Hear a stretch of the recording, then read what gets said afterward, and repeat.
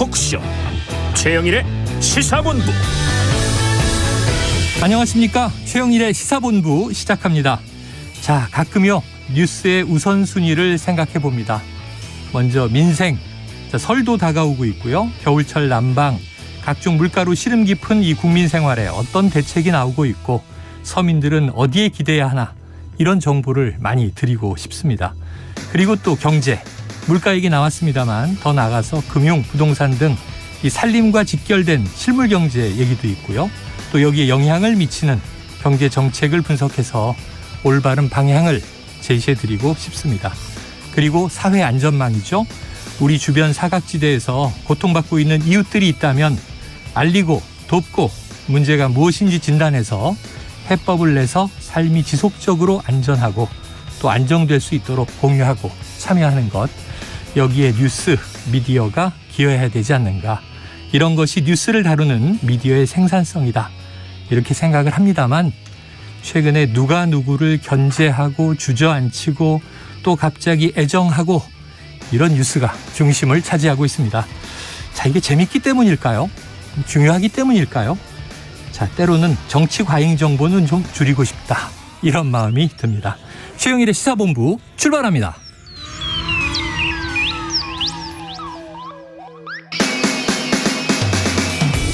네, 1부에는요 오늘의 핵심 뉴스를 한입에 정리해드리는 한입뉴스 기다리고 있고요. 2부는 화제의 인터넷 뉴스를 다뤄보는 스트릿 뉴스 파이터 준비되어 있습니다. 이어서 각설하고 시즌2 경제본부까지 만나보도록 합니다. 자, 새해를 맞아서 청취자 여러분께 감사의 마음을 담아 준비했습니다. 최영일의 시사본부에서 쏘는 커피, 일명 최영일 커피, 이 추첨을 통해서 드리고 있으니까요. 짧은 문자 50원, 긴 문자 100원이 드는 샵 9730으로 문자 많이 보내주시기 바랍니다. 소중한 청취 의견을 감사하게 받겠습니다. 그리고 1부 마지막에 신청곡을 들려드리고 있죠. 디저트송. 자, 오늘도 디저트송 기다리고 있으니까요. 자, 선정되신 분께는 치킨 쿠폰을 보내드립니다. 많은 참여 부탁드립니다.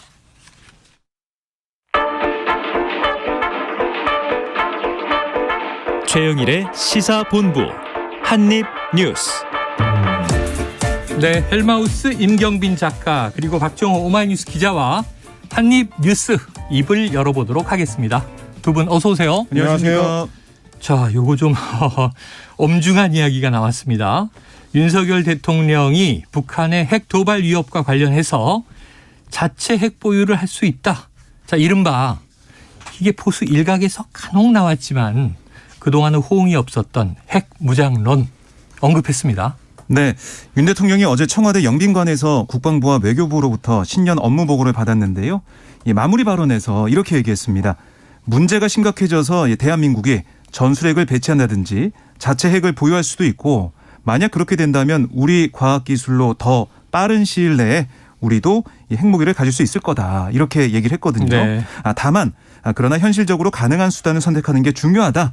지금은 한미 간의 정보를 공유하고 함께 참여하고 공동기획, 공동 실행하는 이런 논의가 전개되고 있다, 이렇게 덧붙였는데 네. 어떻게 보면 한반도 안보에서 최악의 상황을 가정해서 한 발언이고, 또 미국과의 핵 공동기획 실행, 이런 방침을 재차 확인하는 차원에서 나온 발언이지만 이 자체 핵 보유, 이게 이제 윤 대통령의 북한 이 핵 해법 선택지로 들어있다, 이 점을 이제 볼 수가 있는 거거든요. 네네. 윤 대통령이 대선 당시에 전술핵 배치를 언급한 적은 있지만 대통령 취임 이후에 이 전술핵 배치와 자체 핵 보유를 거론한 게 이번이 처음이라서, 또 현직 대통령이 자체 핵 보유를 언급한 사례가 없었는데 이렇게 언급을 해서 좀 많은 관심을 끌고 있는 그런 사안입니다. 임 작가님, 배경은 뭘까요? 이게 이제 아마 그 북한이 핵 도발이라든지 뭐 군사적 도발을 이제 앞으로 좀 계속 이제 끌어올릴 가능성이 높기 때문에 네. 미리 좀 경고하는 의미로서의 메시지다, 이렇게 좀 읽을 수는 있을 것 같습니다. 네네. 그리고 뭐 얼마 전에도 한번 백악관과의 메시지 혼선 관련해서 논란이 있었던, 소위 네. 말하는 이제 핵 그 관련 그 연습, 군사 연습 관련된 문제가 있었지 않습니까? 이제 그 연장선상에 뭐 있는 걸로 좀 보여지긴 하는데 걱정이 되는 거는 그런 대목이에요. 이제 미국에서는 지속적으로 전술핵을 재배치한다든지 한국이 독자적으로 핵 개발을 하는 거에 대해서는 당연히 이제 반대 입장을 내세우고 있고요.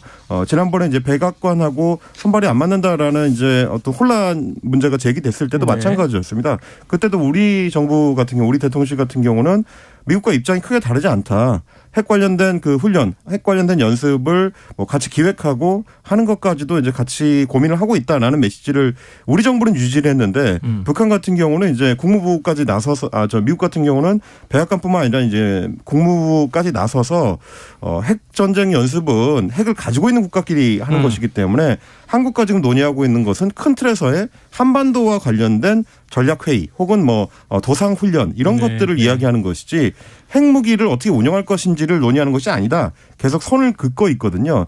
이게 이런 식으로 자꾸 그 혼선이 길어지거나 자주 발생하게 되면은 주변에서 좀 걱정하는 시선들이 많아지게 됩니다. 한미동맹에 혹시 어떤 혼선이 있는 거 아닌가, 한국과 미국의 대통령 사이에 서로 좀 입장이 다른 거 아닌가 이런 걱정이 많아지게 되면 주변에서 오히려 이제 한미동맹을 흔들려는 움직임들이 많아질 수가 있기 때문에 조금 더 신중하게 이 단어들을 접근할 필요가 있다. 외교에서는 이제 단어 하나하나가 자칫하면 큰 오해를 불러일으킬 수도 있기 때문에 대통령이 오판 말씀을 하셨던 것처럼 이 부분에 있어서 조금 더 정교한 언어 사용, 정교한 합의 이런 거에 기반한 발언 이게 좀 중요하지 않을까 좀 생각이 들어요. 네, 그렇습니다. 자, 이 대통령실에서는 뭐 아까 말씀하신 한미 간의 그 혼란을 로이터 기자가 이제 잘못된 표현을 썼기 때문에 노라고 한 것이다 이렇게 정리를 했었고요. 자, 이게 엄중합니다. 예를 들면 저는 이렇게 생각을 해봤어요. 이걸 만약에 우리나라 대통령이 아니고 기시다 일본 총리나 뭐 대만 쪽에서 이런 얘기를 했다. 그럼 국제적으로 상당히 심각하게 다뤄질 사안이지 않습니까? 그래서 이거 심각하다. 핵 무장론. 또 하나는 이런 측면도 있어요. 최근에 국내 여론조사에서 이제 국민들이 북한 핵이 저지경이면은 우리도 핵 보유해야 되는 거 아니냐 하는 여론이 좀 높아졌고 젊은 층에서 많이 높아졌다고 해요. 그럼 일종의 정치적인 뭐 좀 지지율과 관련된 발언일 수도 있으나 그럼에도 불구하고 대통령은 이 정말 국정의 대표이기 때문에 이것은 엄중하게 좀 자제해야 되는 것이다 하는 생각이 들어요. 사실 그래서 이제 그 부분에 대해서 한 말씀 좀 드릴 수밖에 없는 게 지금 국내에서 국내 정치용으로 주로 강경한 발언들을 한다라는 오해가 나올 수밖에 없는 이유가 뭐냐면 기본적으로 우리가 핵무장을 준비하거나 하겠다라고 천명을 하게 되면 그 뒤에 따르게 될 후폭풍들이 과연 감당할 수 있는 수준인가라는 게 이제 항상 문제거든요. 이를테면 가장 중요한 것 중에 하나가 한국 소위 이제 보수 인사들이 얘기할 때 한국의 핵무장만을 이제 강조해서 얘기하지만 우리가 핵무장을 할 정도가 된다면 사실은 기본적으로는 일본이 이미 핵무장을 끝낸 상태라는 전제가 필요합니다. 그 이제 미국의 용인 하에서 이제 가능하다라고 했을 때는 당연히 일본이 먼저고 그 뒤에가 한국이거든요. 그런 순서에 대해서도 국민들을 설득할 수 있는 자신이 있느냐 이제 이런 것들이 좀 필요할 것 같고 얼마 전에 그 미국 브루킹스 연구소의 아이논 박사가 이제 중앙일보에 특별 기고를 한 적이 있는데 그때도 비슷한 얘기를 했었습니다. 한국이 핵무장을 한다고 해서 뭐 한미 동맹이 와해되거나 무너지거나 그러지는 않겠지만 약화될 가능성은 상당히 높아진다. 어쨌든 미국 입장에서는 대외적으로 핵과 관련된 명분을 지켜야 하기 때문에 그 상태의 한국을 계속해서 유지하고 이제 지원하기가 쉽지 않을 것이다. 그리고 주한 미군을 그때도 계속 유지할 수 있을지 이런 것들 다 회의적이 될 수밖에 없기 때문에 결국 결과적으로는 한국의 국익에 도움이 되지 않는다라는 얘기를 했는데 이 아이논 박사가 이 오바마 정부 때 대북 정책을 주도했던 인물 중에 한 명이에요. 그러니까 미국의 정계에서 대체적으로 이 사안을 보는 시각이 그렇다는 것을 좀 대통령도 숙지할 필요가 있어 보입니다. 그래요. 아유, 제 참 기억에는 1979년이 파란의 해였지 않습니까? 그때 이제 카터미 대통령이 주한미군 철수하겠다. 이렇게 얘기하니까 당시 박정희 대통령이 우리는 자체 핵무장하겠다. 이렇게 이야기하고 한미가 좀 갈등에 휘말렸다가 그해 가을에 좀 안타까운 또 사건이 터지기도 했습니다. 다음 이슈 넘어가 보죠. 윤 대통령이요. 일본 정부의 새 국가안보 전략에 포함된 이 방위비 증액. 이게 일본의 이제 방위비 증액입니다. 여기에 반대할 수 없다. 이런 입장을 냈어요. 네, 그러니까 앞서 일본 정부가 적 기재에 대한 반격 능력 보유 이걸 천명했죠. 그래서 5년간 방위비 2배 증액을 하는 내용, 그러니까 3대 안보 전략 문서를 채택을 했습니다. 여기에 대해 윤 대통령이 얘기를 한 건데요. 이렇게 얘기했습니다. 일본도 머리 위로 이제 북한의 미사일이 날아다니니까 방위비를 증액하고 소위 이 반격 개념을 국방 계획에 집어넣기로 하지 않았나. 그걸 누가 뭐라고 하겠냐. 그걸 막기는 쉽지 않다. 이렇게 얘기했는데요. 그러니까 이 우리와 마찬가지로 북한의 핵 위협이 이제 일본에도 위기 상황을 초래하는 그런 상황인 만큼 북핵 위협을 명분으로 이 선제 타격 능력을 보유하려는 일본을 뭐 우리 입장에서도 그걸 뭐 하지 말라 할 수가 없다. 또 일각에서는 그럼 결국 일본의 이런 뭐 모습을 옹호하는 게 아니냐 이런 지적도 좀 나오고 있는 상황입니다. 그래요. 이거 어떻게 해석을 해야 될까요? 이것도 역시 마찬가지로 좀 해석을 좀 더 정교하게 할 필요가 네네. 있는데요. 대통령의 말씀은 원칙론적으로 따지면은 뭐 그럴 수 있습니다. 이제 네네네. 일본에서 자기들 방위비를 국방비를 뭐 높이겠다는 거는 뭐 내정 사항이니까 그걸 우리가 뭐라고 할 수 있겠느냐 이런 원칙론은 맞는데 문제는 뭐냐면 소위 이제 반격 개념을 일본의 국방 계획에 집어넣는다는 전략 얘기는 문서에다가 집어넣죠. 그렇습니다. 그리고 일본이 스스로 밝혔듯이 북한에 어떤 비상 상황이 발생했을 때 적 기지를 타격할 수 있는 능력을 네네. 갖추겠다 이런 내용까지 들어있단 말이죠. 예. 근데 이제 우리 헌법에는 북한 지역도 다 이제 우리가 통하라는 우리 영토 개념으로 잡아놓고 있고요. 그렇습니다. 그럴 경우에는 자칫하면 일본이 만약에 북한 영토를 이제 선제 타격하면 우리는 그럼 어떻게 해야 되는 거냐 이런 문제가 발생하게 되는 거고 그래서 지난번에 우리 외교부에서도 일본에 분명하게 일종의 경고를 한 적이 있습니다. 의견 표명했죠. 그렇습니다. 그런 상황을 전제하려면 당연히 우리하고 미리 상의를 하고 결정을 해야 된다라고 얘기를 했는데 일본에서는 그럴 필요 없다라고 이제 네. 또 선을 그었고요. 그러니까 결국 지금 대통령의 이 말씀은 어떻게 보면 우리 외교부의 입장하고도 좀 안 맞는 거예요. 이게 발언이 직접적으로 외신을 통해서 나가려면 외교부하고 어떻게 조율이 되고 정리가 됐는지를 네. 먼저 좀 국민들이 알 수 있게 해줘야 될 것 같고 또 하나는 일본이 그렇게 하는 걸 그냥 내버려둘 수 있느냐. 이거는 일반적인 다른 뭐 유럽 국가라든지 뭐 남아메리카 국가라든지 이런 상황으로는 굉장히 다릅니다. 한반도의 특수 상황에 비춰봤을 때는 일본이 군사력을 증강하거나 어떤 특별한 무기를 도입할 경우에 중국이나 북한을 자극해서 우리의 위험도가 높아질 가능성이 있거든요. 그거는 단순히 이제 뭐 한민동맹이나 한미일 군사 협력에 그치는 차원의 문제가 아니라 우리 안보하고도 이제 직결되는 문제이기 때문에 이거는 일본에서 알아서 할 일본의 뭐 국익과 관련된 거다. 이렇게 선을 긋기는 쉽지 않다. 네. 여기서도 좀 접근을 좀 더 면밀하게 할 필요가 있다. 그냥 발언의 수위를 높이는 것만으로는 혹은 국내 정치용으로 소화하는 것만으로는 굉장히 좀 중요하고 위험한 상황이 될 수 있기 때문에 신중한 접근이 좀 필요해 보입니다. 그래요. 일본의 방위비 증액이나 또는 이제 반격 개념 또는 이제 아까 언급된 뭐 핵무장론 이런 것들은 국제 관계, 국제 정세에 아주 또 심각한 영향을 줄 수 있는 대목들이기 때문에 정밀하고 또 이제 복합적인 분석을 거쳐서 절제된 언어가 필요하다 이런 얘기였습니다. 자, 이 김건희 여사가요 설 명절을 앞두고 대구의 대표시장이죠. 이 뭐 대통령 후보들이 항상 찾습니다. 네. 서문시장을 찾았어요. 자, 어떤 분위기였습니까? 네.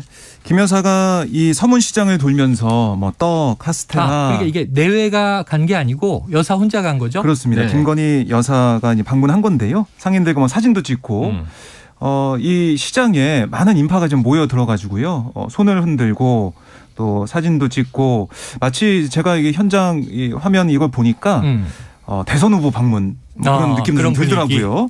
그래서 한 분식집에서 납작만두 떡볶이를 맛보면서 제가 딱 좋아하는 스타일이다. 뭐 이렇게 얘기를 했고 18년 노점 장사 끝에 지난해 7월 개업한 양말 가게 상인을 만나서 응원의 뜻을 전하는 모습이었는데요. 대통령실의 설명을 들어보면 설 연휴 앞두고 고물가 등으로 많이 힘들어하고 있는 이 국민들 이 상황 이거 좀 살펴보고 싶어서 찾았다 이렇게 설명은 하더라고요. 이 언급하신 것처럼 이 서문시장 방문이 지난해 8월 윤석열 대통령 방문이 있었습니다. 네. 5달 만에 김건희 여사가 방문하는 거고요. 그리고 눈에 띄는 부분이 윤 대통령이 이 어려울 때 대구 시민을 생각하면 힘이 난다. 이렇게 이준석 전 대표와 갈등을 벌이고 있을 때 이런 얘기를 했던 그런 것도 떠오르고 지난해 4월에도 윤 대통령이 서문시장을 찾은 바가 있거든요. 그래서 이번에는 김건희 여사가 대신 찾아가서 주민들을 만나는 모습이었고 이에 앞서 김 여사가 대구 성서 종합사회복지관을 찾아서 이 대학생 봉사자들과 함께 어르신 120여 명에게 배식 봉사하는 모습도 있었습니다. 자, 그래요. 봉사는 뭐 이제 보이게 보이지 않게 늘 한다고 했고 해오고 있었던 거니까. 그런데 이게 서문시장 방문은 그렇습니다. 항상 지역 위치도 그렇고 상징적으로 정치적 해석이 또 되는 지역이다 보니까. 이 사실 이제 지난번에 윤석열 대통령도 대구 서문시장을 방문한 적이 있었기 네네. 때문에 아이 뭐 박근혜 전 대통령이나 뭐 다 그렇습니다. 갔어요. 네.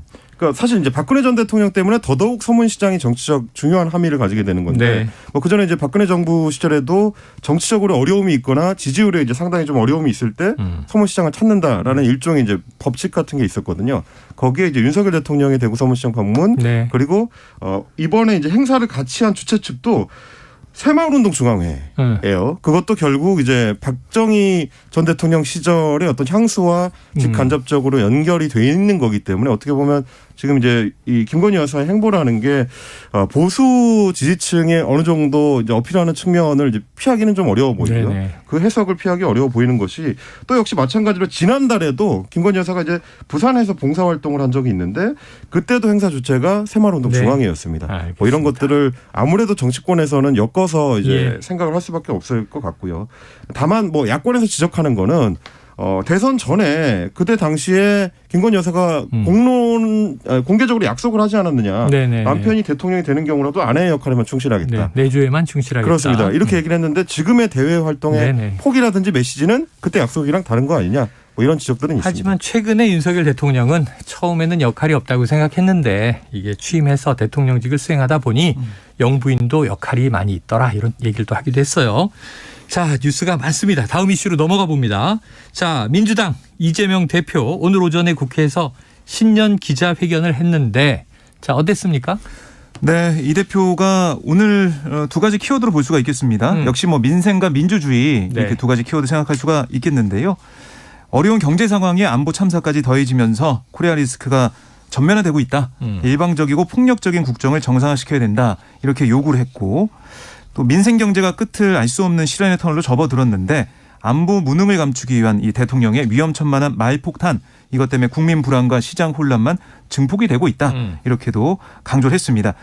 그러면서 야당 말살 책동을 중단해라. 네. 그동안 정부가 말로는 협치를 내세우면서 권력기관을 동원한 야당 파괴 정적 주기에 골몰을 했는데 이중 플레이로 국민들을 힘들게 해서는 안 된다라는 얘기를 했습니다. 네, 자 이재명 민주당 네. 대표 요즘에 뭐 할 말이 많아서 그런지 상당히 또 긴 이야기를 했고 하지만 이 방점은 신년 기자회견입니다.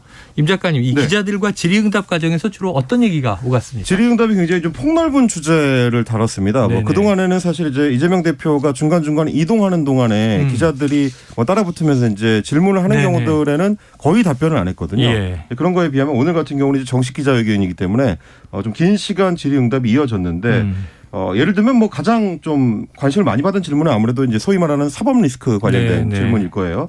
뭐 성남 FC 이번에 이제 조사받은 사건 말고도 대장동 사건이나 뭐 선거법 관련된 거 이런 것들이 있는데 어떻게 응할 생각이냐라고 질문을 했는데 거기에 대해서 특히 이제 이재명 대표 같은 경우는 이건 사법 리스크라고 부르면 맞지 않다. 검찰 리스크라고 말씀해 주시기를 좀 부탁을 드린다. 네. 뭐 일종의 이제 프레임 싸움이죠. 네네. 지금은 결국 이제 검찰이 잘못한 일이 없는데도 억지로 이제 일을 만드는 거다라는 게 이제 이재명 대표의 입장이고요. 네. 그리고 오늘 밝힌 것 중에 이제 4년 중임제 개헌 관련된 건도 질문이 나왔는데 국민적 관심도 높고 또 여야 정치 세력 간에 이제 충돌이 있는 민감한 사안이기 때문에 이 사안에 대해서는 국민들의 이제 여론을 좀 끌어올리는 그런 작업이 이제 필요할 것 같다라고 이야기를 하면서 일관되게 본인은 대통령제라는 제도가 소선거구제 그리고 소선거구제와 잘 어울리고 지금 이제 대통령이나 여권에서 얘기하는 중대선거구제는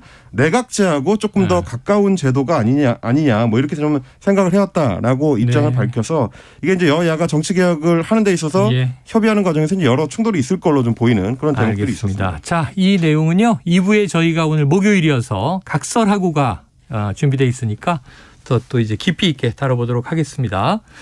자, 지금 시간 12시 39분을 막 넘겼는데요. 점심시간 교통 상황을 좀 알아보고 이슈를 이어가도록 하겠습니다. 교통정보센터의 오수미 리포터 나와주세요. 네, 시각 교통정보입니다.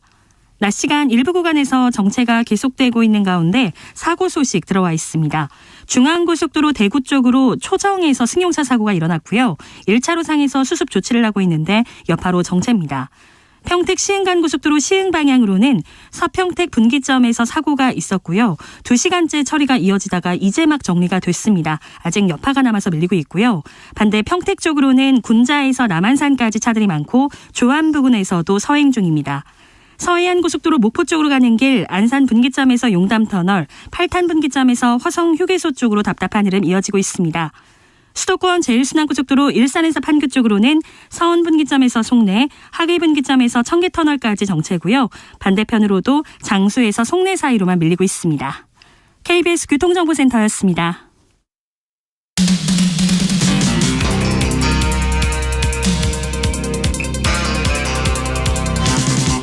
최영일의 시사본부. 네, 이태원 참사 당일 밤에 용산구청 당직 근무자가 이 윤석열 대통령을 비판하는 전단을 떼는 작업에 투입됐다. 이런 이제 보도가 상당히 뒤늦게 나왔네요. 네, 그렇습니다. 이게 이제 경찰 특별수사본부의 조사 과정에서 나온 거죠. 네.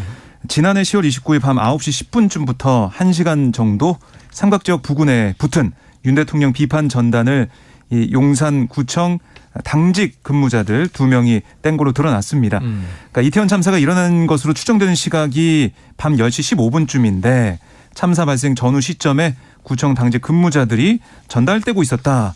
이게 좀 밝혀진 거고요. 당직 근무자는 이제 전단을 제거해달라는 용산 경찰서의 요청을 한 차례 거절한 다음에 구청 비서실장에도 같은 요청을 받았다고 해요. 예. 그러자 전단 제거 작업에 나선 걸로 파악이 되고 있는데 우선은 용산구청 측은 수사 중인 사항이라서 관련 내용 확인할 수 없다 이런 입장을 내놓고는 있는데 이 당직 근무자들이 제대로 정의치하지 않고 있었다는 사실 이게 좀 드러나는 상황입니다. 그리고 이제 당직 근무자들이 정의치하지 않은 것도 문제입니다만은 지금 사실 참사 초기부터 계속 지적돼 왔던 게 이 뭐 인파가 몰리는 현장에서 인파 통제에 굉장히 좀 신경을 많이 썼어야 하는 경찰 인력들이 딴 데 신경을 쓰고 있었다라는 게 계속되는 지적이었지 않습니까? 뭐 마약 수사 문제라든지 당일에 있었던 뭐 집회 관리라든지 이런 쪽에 주로 지휘관들의 관심이 가 있었다라는 거였는데 지금 박정 기자님 정리하신 대로라면은 역시 이번에도 마찬가지로 용산 경찰서에서 해당 뭐 전단에 대한 거를 지금 떼달라고 요청을 했다가 용산구청 당직실에서 이제 바로 안 받아주니까 다시 이제 용산구청 비서실장한테 연락을 한 걸로 보여지는 정황이란 말이죠. 그러면 결국 이제 이태원 참사 피해자들이나 유가족들 입장에서는 그게 그렇게 중요한 문제였느냐. 그날 당일날 경찰이 신경 써야 하는 사안이 전단을 급하게 떼는 일이었느냐. 이런 부분을 지적할 수밖에 없을 것 같고요. 결국 이것도 역시 국정조사에서 다뤄지게 될 수밖에 없을 것 같습니다. 아니 이건 일반적인 평일이라면 뭐 이럴 수도 있겠다 생각을 하겠는데 전 좀 납득이 되지 않는 게 10월 29일 밤 9시 무렵이라고 하니까 6시부터 지금 압사에 대한 신고가 그렇습니다. 막 들어오고 현장은 엄청난 인파가 모여 있고 근데 그 상황에서 경찰이 자, 이 전단을 좀 떼시죠 하고 얘기할 정도면 얼마나 여러 가지 업무를 처리하고 있는데 지금 비상이 막 쏟아지고 있는 시점이잖아요. 네. 이렇게 한가했을까?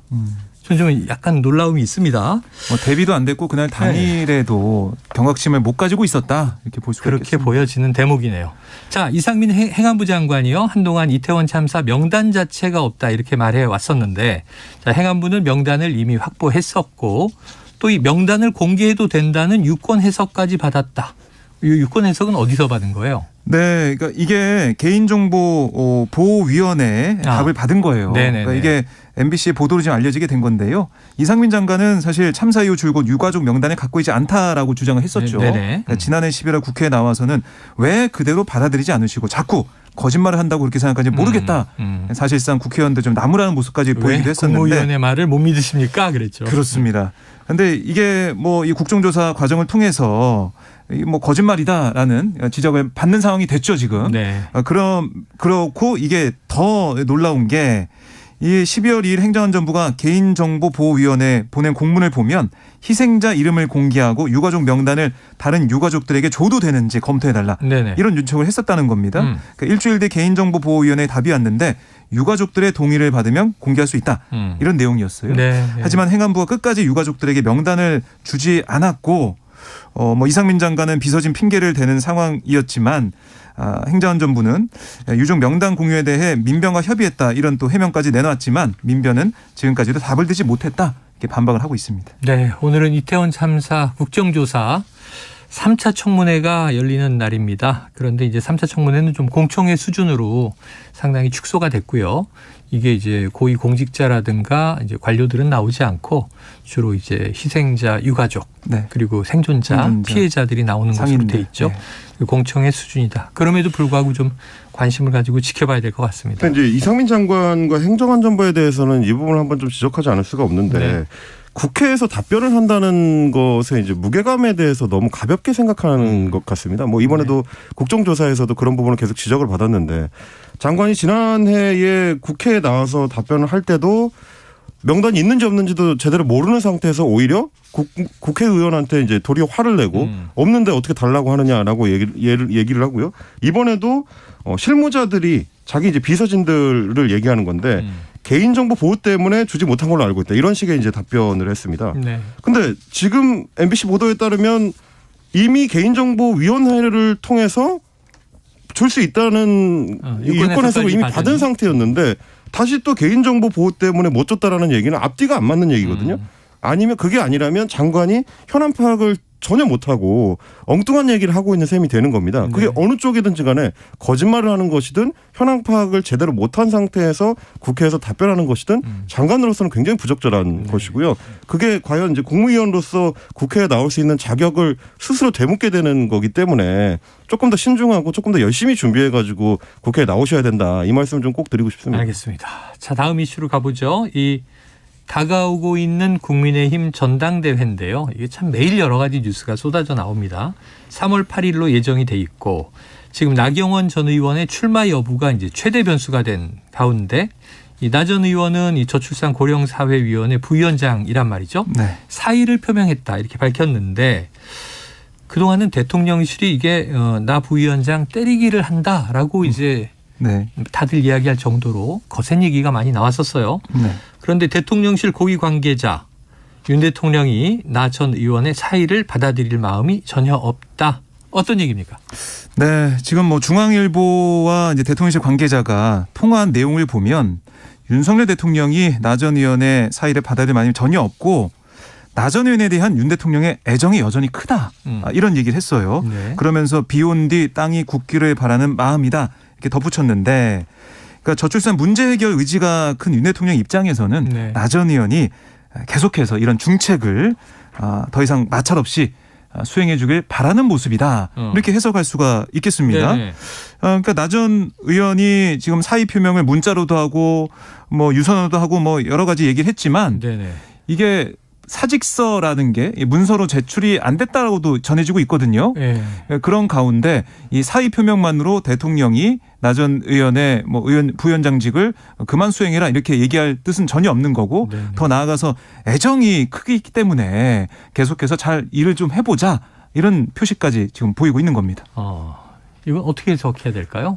사실 이게 이제 일반적인 정치적 상황이라면 해설이 굉장히 쉬운데 네.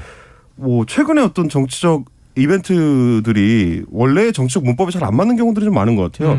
뭐 이번 경우는 사실 마찬가지입니다. 나경원 부위원장 같은 경우는 사직서를 낸다는 게 장관급의 정무직 공무원이 굳이 뭐 사표 이렇게 해가지고 저는 오늘부로 뭐 사직을 합니다. 사정으로 인하여 꼭 이렇게 써서 네. 내야지만 그게 사직이 되는 건 아니거든요. 뭐 상담을 거칠 수도 있고 뭐 전화 통화든 뭐 문자 메시지든 혹은 뭐 면담이든.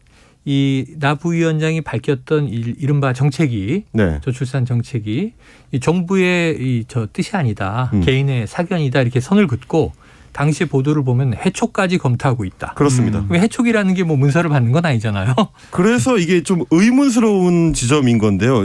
이게 원래는 정무직 자리라는 건 이제 굉장히 좀 정치적인 자리이기 때문에 네네. 정치적 메시지로 확인이 되면 그게 사퇴가 되거나 혹은 뭐 해임이 되거나 이런 방향이 결정되는 건데 문서 형태로 된 사직서를 못 받았기 때문에 정식 사직은 아니다. 이것도 일단 이해가 잘 안 가는 대목이고 그리고 본인이 사직하겠다라고 밝혔음에도 불구하고 결정을 내려주지 않는 것도 좀 이상한 일입니다. 그러니까 유임을 시켰다고 선언을 하거나 아니면 뭐 이 사직을 받아들였다거나 이게 나와야 되는데 이것도 아니고 저것도 아닌 상태로 어떻게 보면 공을 나경원 부위원장한테 돌린 셈이거든요.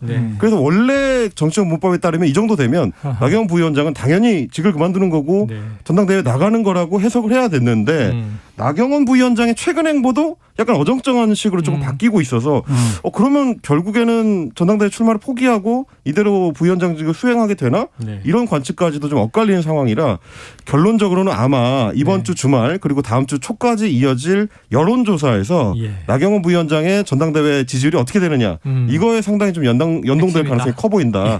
이렇게 해석을 해야 될 것 같습니다. 어제 그 임 작가님 자리에 앉아있던 이재호 고문은 사직서는 종이로 내야죠. 이렇게 얘기를 하냐고요. 그리고 대신에 이 사표 수리 안 해줄 가능성이 있습니까? 이렇게 물어봤더니 아이 사표는 수리해주겠지 이렇게 얘기를 하셨는데 두 가지가 다 좀 의견이 다릅니다. 그렇게 정치를 오래 해오신 분도 잘 안 맞는 상황인 거죠 이게. 그러니까 이거 사의를 수용하든지 반려하든지 어떻게 네. 보면은 당무에 영향을 주는 거잖아요. 그러니까 결정을 안 하는 게 대통령실 입장에서는 가장 최선의 뭐 수라고 볼 수도 있겠죠. 네, 알겠습니다. 자, 이슈 하나 더 끝으로 보겠습니다. 이 검찰이 화천대유 자산관리 이 대주주죠 김만배 씨가 머니투데이 법조팀장으로 재직하면서 계열 언론사의 편집권을 침해한 사실도 확인했다. 이건 무슨 얘기예요? 네, 이게 지금 뭐 쿠키뉴스에 단독 보도로 맨 처음 좀 알려진 상황인데요. 네. 머니투데이 계열사인 A사 법원 출입 기자가 지난 2017년쯤 작성한 비업체 판결문 기사에 대해서 김만배 씨가 법적인 문제가 있다라고 하면서 이 A사 측 고위 간부를 통해 삭제를 종용했다라는 얘기가 나오고 있는 겁니다. 네네. 이 과정에서 이제 A사 기자들이 반발을 했지만 여러 경로를 통해 무마시키고 결국 기사가 삭제됐다는 얘기고요.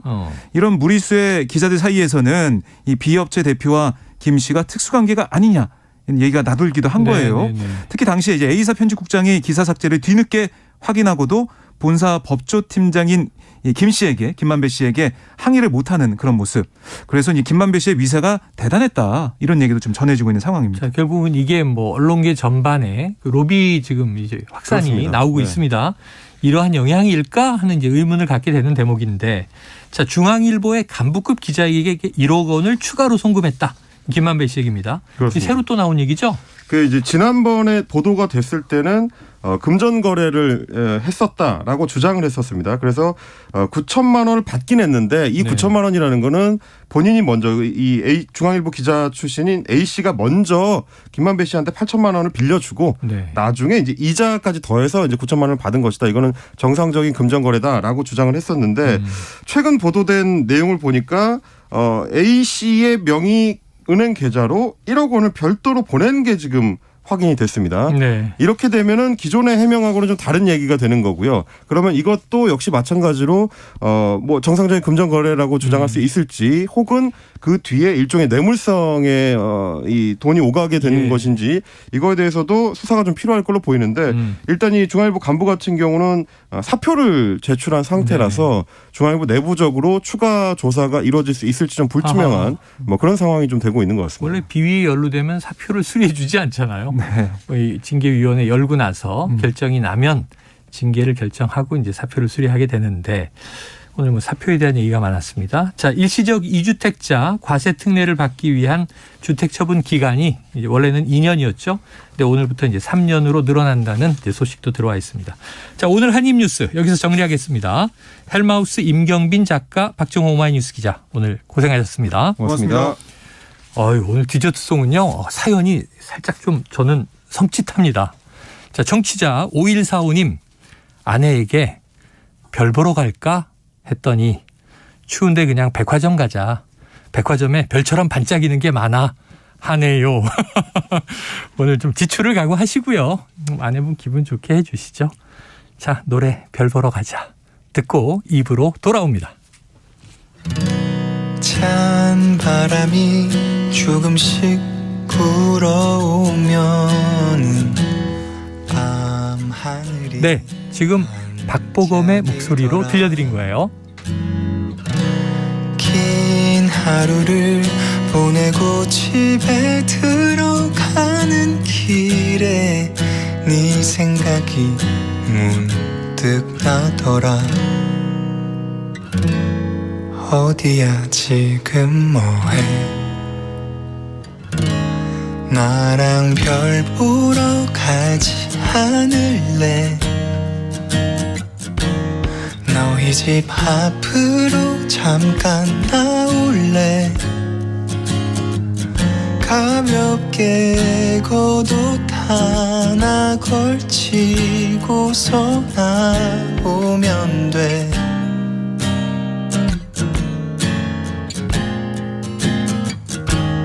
너무 멀리 가진 않을게. 그렇지만 네 손을 꼭 잡을래. 멋진 별자리 이름은 모르지만 나와 같이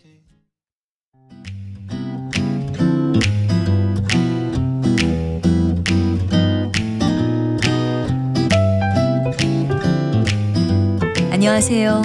바른말 고운말입니다. 이번 겨울은 동장군의 위세가 대단한 것 같습니다.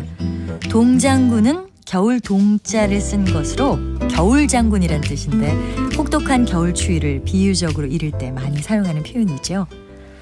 겨울에 기온이 낮은 데다 바람까지 불면 실제 기온보다 훨씬 더 춥게 느껴집니다. 우리 몸이 느끼는 더위나 추위를 수량적으로 나타내는 것이 체감 기온인데요. 이 체감 기온은 온도 외에도 습도, 풍속, 일사량, 복사 등을 바탕으로 계산합니다. 겨울에는 기온이 낮으니까 찬 바람이 불고 여름에는 더운 바람이 부는 것이 당연한데요. 이렇게 기온과 관련된 바람을 말할 때는 형용사가 명사를 꾸며주니까 찬과 더운이란 형용사는 뒤에 바람과 띄어서 쓰도록 되어 있습니다.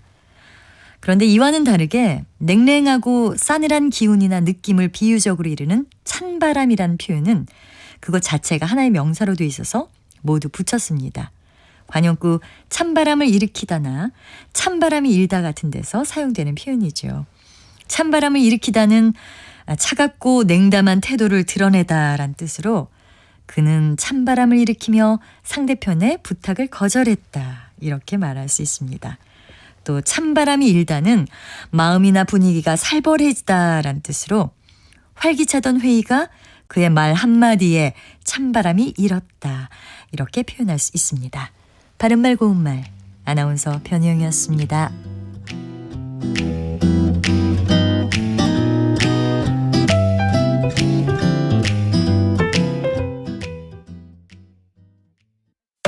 상대 얘기 중에서도 맞는 얘기가 있잖아요. 그러면 예, 거기까지 동감이 이루어졌으니까 그럼 또 요 다음 가시죠. 무슨 정반합 이렇게 가야 되거든요. 이기고 지는 걸 떠나서 좋은 결론을 도출해내셨으면 좋겠어요. 선 넘지 않는 그런 토론. 별로 의미는 없을 것 같아도 그래도 그런 자리가 자꾸 있어야 뭐가 변화가 있을 것 같아요. 그렇게 하다가 보면 뭐라도 뭐 하나 얻어 걸리는 게 있겠죠. 시민논객 여러분을 기다립니다. 평일 저녁 7시 20분 KBS 열린 토론.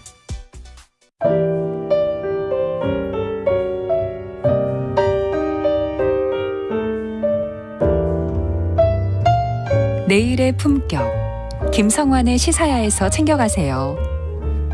하루를 마무리하는 시간 꺼내보는 당신의 지식 창고. KBS 1라디오 김성환의 시사야.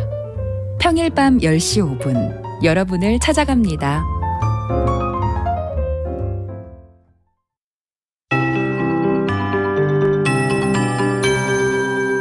KBS 58분 날씨. 오늘은 3월 중순에 포근한 봄 날씨가 나타나겠습니다. 한낮 기온이 서울 12도, 대전 14도, 대구 15도, 광주 17도 등으로 어제보다 2도에서 5도 정도 높겠고요. 평년 기온을 10도 안팎 웃돌겠습니다. 오늘도 공기는 탁합니다. 지금 경기 남부에 초미세먼지 주의보가 발효 중이고요. 수도권을 비롯해 강원 영서, 충청도와 대구에는 지금 초미세먼지 농도가 나쁨을 보이고 있습니다. 오늘 수도권과 강원 영서는 먼지 농도가 종일 나쁨에 머물 전망입니다. 이 먼지는 오늘 밤부터 비가 내리면서 씻겨 내려가겠습니다. 전국의 하늘이 차차 흐려져 오후에 제주도와 전라도부터 비가 내리기 시작하겠고 밤에는 전국 대부분 지방으로 확대되겠습니다. 내일 오후에 비가 잠시 그치는 곳이 있겠지만 모레 토요일에는 다시 전국에 비가 오겠고요. 일요일까지 이어질 전망입니다. 우선 내일까지 제주도 산지에 250mm 이상의 많은 비가 오겠고요. 제주도와 남해안, 지리산 부근에 30에서 많은 곳은 100mm 이상, 중부지방과 전북, 경북에는 5에서 40mm 정도가 예상됩니다. 주말부터는 기온이 다시 조금씩 떨어지면서 다음 주는 추워질 전망입니다. 현재 서울의 기온은 9.3도, 습도는 35%입니다. 송소진입니다.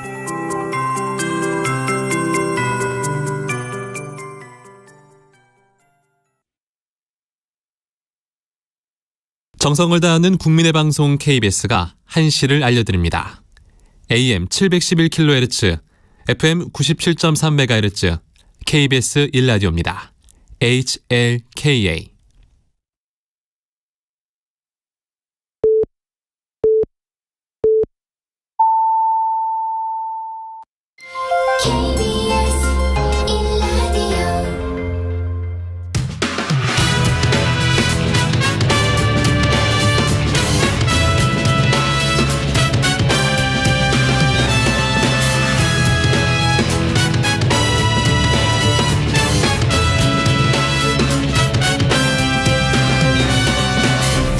KBS 1라디오 최영일의 시사본부.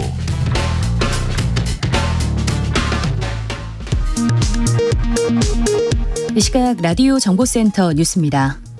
더불어민주당 이재명 대표가 오늘 신년 기자회견을 열었습니다. 검찰 수사를 야당 파괴와 정적 죽이기로 규정하면서도 대통령과의 영수회담을 거듭 제안했고 30조 원 규모의 긴급 민생계획도 제안했습니다. 국민의힘은 이 대표 회견에 대해 일방통행식 주장만 가득했다며 개헌 주장 등은 사법리스크 모면을 위한 잔꾀일 뿐이라고 평가절하했습니다. 정부가 일시적 2주택자가 종전주택을 기한 내 양도하면 세제 혜택을 주는 특례제도의 기간을 3년으로 연장하기로 했습니다. 정부는 금리 인상이나 주택시장 전반의 거래량 감소 등으로 인해 불가피해진 조치라고 설명했습니다. 국내와 미국을 오가며 90만 명이 투약할 수 있는 분량의 마약을 밀수입하려 한 조직원들이 검거됐습니다. 이 조직은 다량의 필로폰을 각설탕이나 수족관 돌 등에 섞어 눈속임하는 등 각종 신종 수법으로 밀수입을 시도한 것으로 조사됐습니다. 지금까지 라디오 정보센터 조진주였습니다.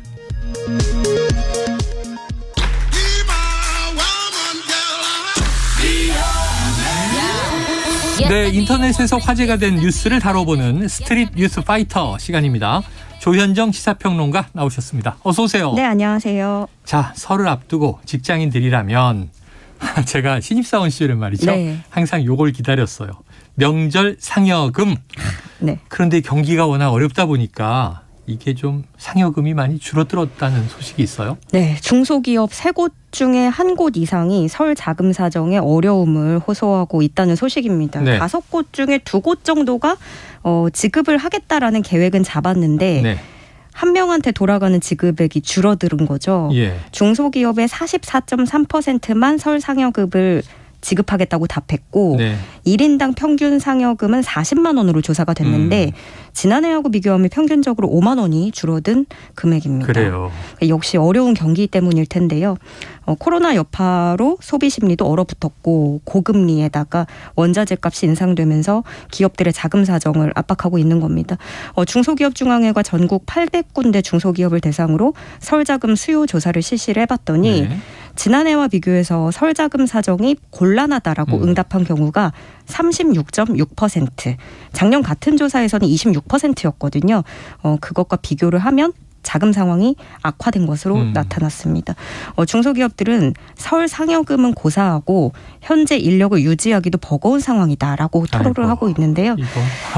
네, 근데 좀 한 가지 덧붙이자면 표정이 사뭇 다른 곳이 있어요. 네. 바로 은행입니다. 아, 은행. 네, 어느 때보다 높은 금리로 반대로 여기는 이익을 많이 본 거죠. 네네. 그래서 기본급 300에서 400%에 달하는 성과급을 지급할 것으로 알려졌고 네. 또 벌써부터 얘기 들려나오는 게 이제 희망퇴직에도 신청자가 줄을 잇고 있다. 그래요. 이런 얘기들이 있는데 금융감독원 집계 결과 국내 은행의 지난해 1분기에서 3분기 이자이익은 전년 같은 기간보다 6조 9천억 원 증가해서 역대 최대의 규모를 기록했습니다. 네, 아무튼 대부분의 경우에는 경기가 안 좋다고 이제 체감을 하다 보니까 네. 명절 걱정하는 분들이 더 많으신데요. 예. 세뱃돈 지출.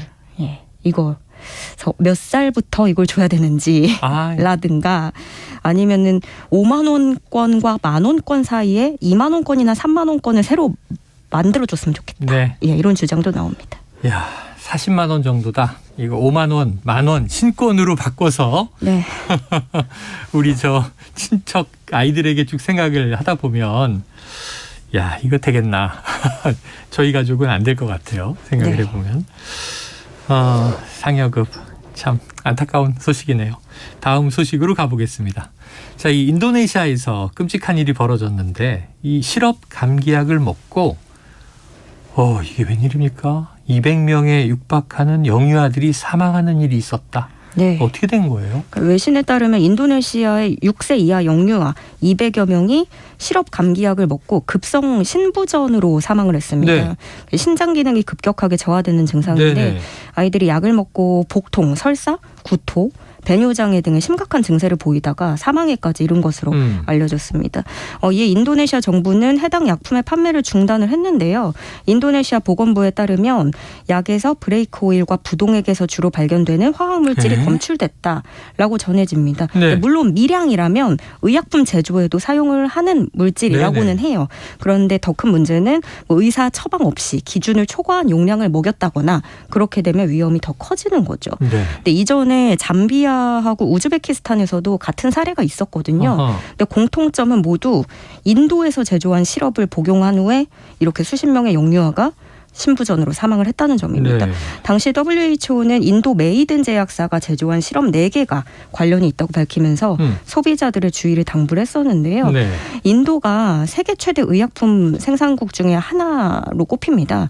세계 약국이라고 불릴 정도인데. 이거 몰랐는데 코로나 네. 상황에서 보니까 네. 그랬더라고요. 그러니까 수입도 대폭 늘었다고 하고요. 네네. 수출도. 그래서 인도 같은 경우에는 인건비도 낮고 임대료도 낮아서 만들어내는 생산 원가는 이제 다른 국가들에 비해서 크게 낮아서 경쟁력이 있는데 정부 예산이나 인력 부족으로 이렇게 안전성 검증이 제대로 이루어지지 않고 있다라는 비판을 받고 있습니다. 네. 200명이 육박하는 영유아들이 네. 한 나라에서 정말 무서운 일이죠. 예, 하나의 시럽 감기약을 먹고 사망했다. 이 또한 정말 참사 중에 참사가 아닌가 하는 안타까운 생각이 듭니다. 자, 어제는요 온라인 필기 시험이 서버 오류로 연기됐다 이런 소식을 전해드린 바가 있습니다. 네. 근데 오늘은 또 이제 면접 관련 소식이 들어와 있는데요.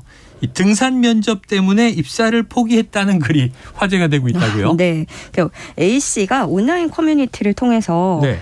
중견기업 서류 붙었는데 면접을 보러 가지 않았다라는 내용의 글을 올렸습니다. 이 글에 따르면 그 면접 시험 스케줄이 굉장히 하드해요. 네. 어떻게 돼 있습니까? 9시부터 1차 면접 입실이 시작돼서 네. 채용 설명회가 진행되고요. 네. 토론 주제를 선정한 후에 점심을 먹은 뒤에 등산을 하면서 면접이 시작됩니다. 하루 종일인데 네. 오후에는 등산 면접. 네, 아직 끝난 게 아니에요. 네. 그 수원 광교산까지 가서 2시간 40분간의 등산 면접이 끝나면 내려와서 그 후에 조별 토론 면접을 하고 후속 절차를 하게 됩니다. 네. 대략 7시간이 걸리는 절차라고 해요. 무슨 특수부대 요원 선발하는 건가요? 중견 기업 맞습니까? 그 전에 나가 떨어지면 이제 저 같은 사람은 뭐 바로 탈락을 할 것 같은데. 흔히 이제 저질 체력이면 너무 힘들겠네요. 네. 네, 이 소식을 듣고 논쟁이 분분해요, 상당히. 네. 그러니까 회사가 원하는 사람 뽑겠다는데 네네. 꼭 입사하고 싶은 사람이 참여하면 된다. 아니면 뭐 경직된 분위기의 면접보다 더 재밌을 것 같다. 회사뿐만이 아니라 지원자도 직원들을 탐색할 수 있는 시간이 될 수 있을 것 같다. 네. 이렇게 좀 긍정적인 의견들이 또 있었고요. 반대로 저걸 무슨 1차 면접에 다 하냐. 등산 다 해놓고 떨어뜨리면 너무한 거 아니냐. 그렇겠다. 네. 네. 어차피 서류에서 스펙은 다 걸렀을 테니 말 잘 듣는 애들만 뽑는다는 거냐. 시대 퇴행적이다. 이런 의견들도 있습니다. 이 기업 측에서 밝히기로는요. 2013년 상반기 공채부터 시작한 면접 형태라고 해요. 코로나 때 잠시 멈췄다가 올해 상반기부터 다시 시작을 한 건데 네. 이게 기업도 나름의 이유가 있어요. 보통 대면 면접을 하면 15분에서 20분 정도 하고 후딱후딱 지나가잖아요. 네네네. 근데 이 시간만으로는 저 사람의 인성이 어떤지 평가를 하기가 어렵다는 거죠. 기업 입장에선 그렇겠죠. 네, 그래서 뭐 나름대로 회사 측은 여러 가지 상황과 미션을 주고 이를 해결하는 과정을 통해서 지원자들의 인성을 평가한다라고 설명을 했습니다. 이렇게 면접 전형에 등산이 포함되는 곳은 여기 말고도 제과에서도 있고 이불 회사 다 좀 알려진 그런 회사들이고 등산용품 회사. 예, 등산용품 회사는 왠지 그럴 수 있을 것 같은데. 등산용품 회사는 좀 이해가 되네요. 그 제품을 네. 착용하고 네. 자, 우리 회사 제품이 어떤가 한번 네. 평가해보게 뭐 이런 얘기를 할 수 있겠죠. 네, 그래서 이거를 받아들이는 건 또 이제 사람 차이가 있는데 또 어떻게 생각하실지 궁금하네요. 그래요. 청취자분들도 뭐 의견이 분분하시겠죠. 기성세대들은 우리 땐 더했어. 저희 PD님은요. 면접이 네. 아니고 입사한 후에 신입사원 연수를 눈 쌓인 지리산으로 보냈대요. 거기에 대해서 트라우마가 아직도 남아있는데 그때 부축해줬던 이제 이 동기들. 부축까지 받으셨대요? 그 동기들에게 굉장히 또 이제 끈끈한 동기를 네. 가지고 있습니다.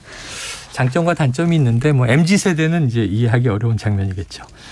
자, 이 곱창집에 가서 1인분을 시켰는데 많이 드려요 해놓고는 영수증에는 2인분 값을 책정한 식당. 이거 어떻게 된 거예요? 이게 자신을 중년 남성이라고 소개하면서 네. 글쓴이 A씨가 글을 올렸습니다. 서울 강남구의 유명 소곱창집을 지인들과 방문을 했는데요. 네네네. 곱창 모듬에다가 뭐 술 마시고 이렇게 먹다가 부족함을 느끼고 1인분 더 추가로 할까? 그래서 네네. 양긴머리 1인분을 추가로 주문을 했습니다. 예. 그리고 주문한 고기를 들고 온 종업원이 이렇게 말을 합니다. 주방 삼촌 손이 좀 커서 고기를 많이 담는 경향이 있는데 드시겠냐? 라고 물었고 이걸 어떻게들 받아들이실지 모르겠어요. 근데 A씨 네. 일행은 이 말을 서비스 차원에서 좀 더 많이 준다라는 의미로 이해를 한 거죠. 네네. 그래서 감사 인사를 하면서 음식 접시를 받았습니다. 그렇게 먹었고 네. 계산을 하려고 카운터로 갔는데 뭐 생각했던 것보다 음식값이 많이 나온 거예요. 예. 그래서 확인을 했더니 아까 추가로 시켰던 양긴머리가 1인분이 아니라 2인분으로 계산이 찍혀 있는 걸 네네. 발견을 한 겁니다. 그래서 사장에게 항의를 한 거죠. 근데 사장은 양이 많다고 알려줬으니 계산도 2인분으로 하는 게 맞다라고 대답을 했습니다. 예. A씨는 내가 지금 3만 원도 안 되는 돈이 아까워서 이러는 게 아니라 이런 식으로 술 마신 소비자를 기만하는 행위는 사기나 다름없다 라면서 분통을 터뜨린 네네. 거예요. 그래서 여기서도 이제 또 여러 가지 갑론을박이. 의견이 나오는데 대부분은 이제 좀 종업원이 헷갈리게 말을 했다라는 네. 쪽으로 의견이 모아지는 것 같아요. 그러네요. 그렇긴 그러네요. 가격이 달라지는데 저렇게 애둘러서 말하면 어떡하나. 서비스를 주는 것으로 들릴 만한 표현이었다. 자영업자 욕하기는 싫은데 이건 좀 아니다. 2인분 담았는데 그냥 드실지 그러면 덜어낼지 이 의견을 물었어야 된다. 라는 얘기도 있고. 그게 명확하네요. 주방 삼촌 손이 좀 커서 네. 담다 보니 2인분이 됐는데 그냥 드시겠습니까? 뭐 이렇게 이제 하면 네. 알아서 결정을 하겠죠. 저라면 서비스라고 생각을 했을 것 같긴 해요. 네. 자, 다시 한번 제가 말씀드리겠습니다. 주방 삼촌 손이 좀 커서 고기를 많이 담는 경향이 있는데 드시겠습니까? 이러면 이제 감사합니다. 네네네 서비스 주셨군요. 네. 그래요. 저는 그냥 그냥 2인분을 또 그때 준 걸 우리가 다 먹었나 보다 계산하고 나왔을 것 같기도 한데 네. 요즘에는 또 이런 거 엄격하죠. 그렇죠. 네, 그리고 이게 말을 했냐 안 했느냐로 네네. 좀 이게 감정이 또 그런 게 있어서 식당 쪽에서 네. 1인분, 2인분 정량적으로 네. 딱 알려주셨어야 했다. 이렇게 좀 정리를 해보고요. 청취자 여러분 또 의견 많이 보내주세요. 자, 이거 여러 가지 일들이 우리 사회에서 네. 벌어지고 있네요. 등산 면접 등등. 인도네시아 영유아는 너무 안타깝습니다. 자, 스트릿 뉴스 파이터 오늘은 여기까지 정리하겠습니다. 지금까지 조현정 시사평론가였습니다. 오늘 말씀 고맙습니다. 네, 고맙습니다. 최영일의 시사본부는 여러분과 함께합니다. 짧은 문자 50원, 긴 문자 100원이 드는 샵 9730. 라디오 어플 콩과 유튜브는 무료로 참여하실 수 있습니다.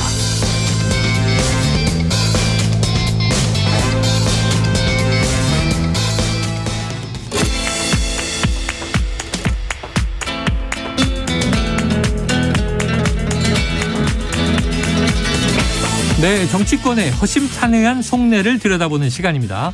각설하고 시즌2. 자, 장성철 공론센터 소장 나오셨습니다. 어서 오세요. 네, 안녕하세요. 반갑습니다. 오늘은 왜 이렇게 얼굴이 훤해요? 제가요. 팩트를 발랐어요. 에? 팩트. 그게 뭐예요? 팩트. 얼굴에 바르는 거? 네, 컴팩트 같은 네. 거. 컴팩트 같은 그런 것 화장품. 같습니다. 예. 그래서 뽀얘지신 거구나. 좀 뽀얘졌어요? 화장의 힘으로. 감사합니다. 알겠습니다. 자, 그리고요. 현근택 변호사 개인 사정이 이어지고 있어요. 그래서 2주 연속 스페셜 게스트. 오늘도 지난주에 이어서 장윤미 변호사 나오셨습니다. 어서 오세요. 네, 안녕하세요. 장윤미입니다. 네, 지금 새해 초반을 그냥 책임져주고 계신데 장장 컴비, 그죠? 장남매. 정말 장남매. 제가 장윤미 변호사님 항상 방송하실 때마다 귀 기울여 듣고 네. 메모했다가 딴 방송 가서 써먹고 그렇습니다. 그래요. 네. 저도 장성철 단어만 소장님 말씀은요. 그러니까 귀 기울여 듣고 항상 채널을 고정하게 만드는 거짓말하지 마세요. 패널. 이 저한테는 다가오는 느낌. 저는 채널을 고정하진 않는데 예. 항상 많이 나오셔서 계속 나오고 계세요. 어쩔 수 없이. 네, 이게 각설하고가 없는 날은요. 이렇게 스튜디오에 붙어 있는 이 보도 전문 채널 TV에 늘 나와 계셔서 저기가 계시구나 이제 그럽니다. 자, 어쨌든 오늘 참 이 또 장 변호사님은 기자 출신이시잖아요. 예, 제가 CBS 기자로 한 7년 정도 일했었습니다. 기자 경력 7년에 변호사가 되신 거예요.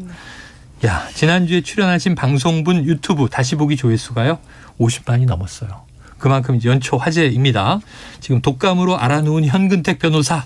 아픈 것도 서러운데 지금 위기의식을 느끼고 계시지 않을까. 근데 요즘에 독감이 되게 아프다고 그러더라고요. 그래요? 2주 간다고 그러더라고요. 그래서 저도 현근택 변호사 지금 2주째 못 보고 있는 것 같아요. 끙끙끙. 네. 다른 방송에도 저랑 같이 하는 방송이 있는데 다 못 나오시더라고요. 조심하셔야 됩니다. 건강 조심하십시오. 건강이 최고입니다. 네. 또 새해 들어서. 자, 오늘도 두 분께서 이 주간 키워드를 하나씩 뽑아주셨어요. 사법 리스크냐 검찰 리스크냐 하나는 이거고요. 하나는 서문시장에 간 김건희 여사. 자, 장성철 소장께서 뽑으신 키워드를 먼저 해보죠. 네. 사법 리스크냐 검찰 리스크냐. 네. 뭡니까? 둘 다 마찬가지인 것 같아요. 마찬가지다? 네.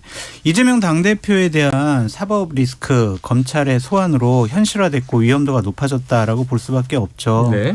이런 성남FC 사건뿐만이 아니라 다른 사건들 많이 줄줄이 대기하고 있잖아요. 그래서 이재명 당대표는 앞으로도 계속 이 법적인 문제 때문에 본인이 야당 대표로서 제대로 된 정치력을 발휘하기가 쉽지가 않다. 그래서 사법 리스크라고 볼 수밖에 없고요.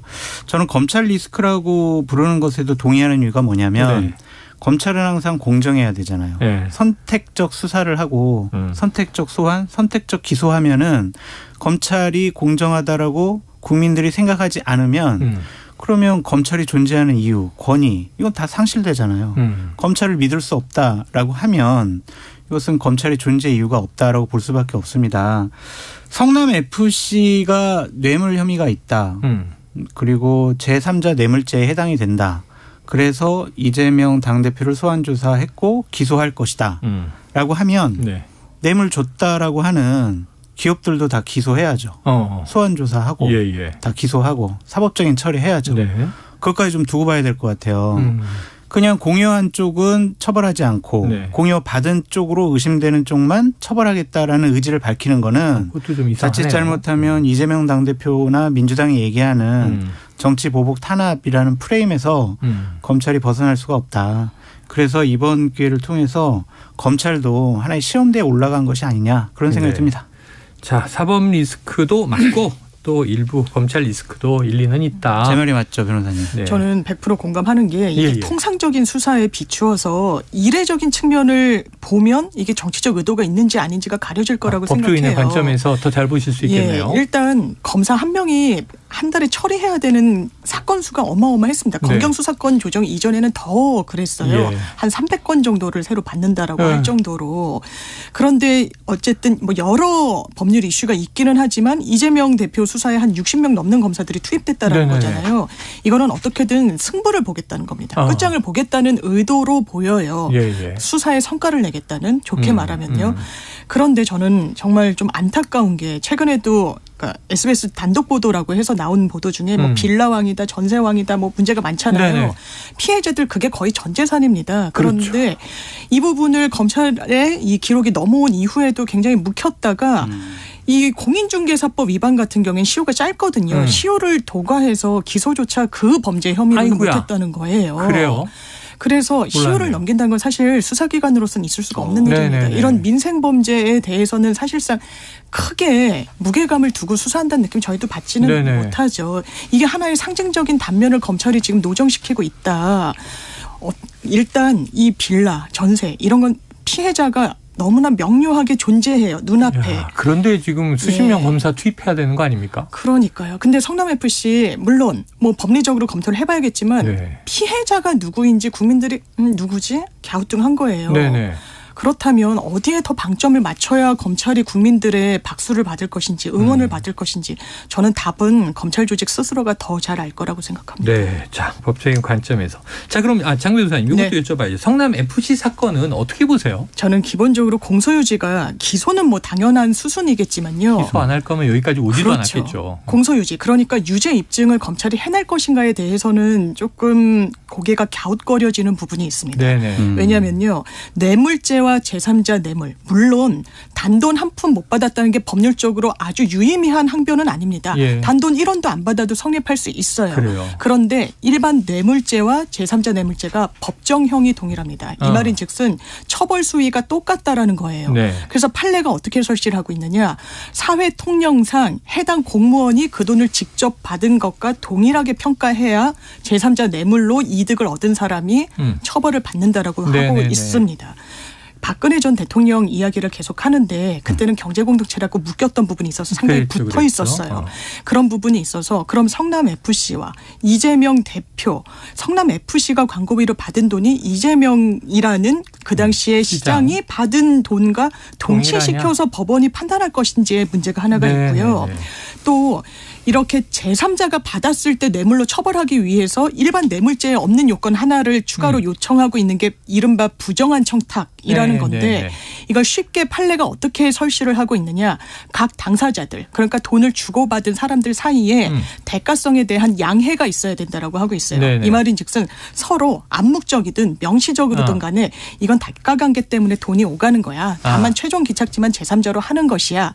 라는 그 연결고리가 성립해야 되는데 사실 이재명 대표로서는 이건 대가관계가 아니라 광고비 후원금 유치하는 건 그건 별도. 이 기업과 관련해서 이게 사실 기업의 특혜라고 볼 수도 있지만요. 두산 네네. 같은 경우에 20년 동안 지역사회 흉물로 방치가 됐던 측면이 있어서 어떻게 보면 지자체장으로서 풀어야 될 숙제인 측면도 있어요. 이걸 부정청탁의 대가로 법원이 볼 것인가 네네. 좀 의문이 표해지는 부분이 알겠습니다. 있습니다. 자, 이 장 소장님은 뭐 법조인은 아니시지만 장미 만주 변호사의 변호사예요, 설명에 저. 대해서 만주 변호사? 네. 다녀오신 적 없잖아요. 아니요. 그러니까 제가 국회에 있으면서 제가 모시던 분의 그 여러 가지 서면 답변서. 입법 과정을 또 많이 그리고 하셨군요. 다른 그런 공소장 분석해가지고 법률적인 대응하는 거 제가 한 10건 처리했어요. 그러면 자격증만 없지. 만주 사실상 변호사. 실력이 있다. 네.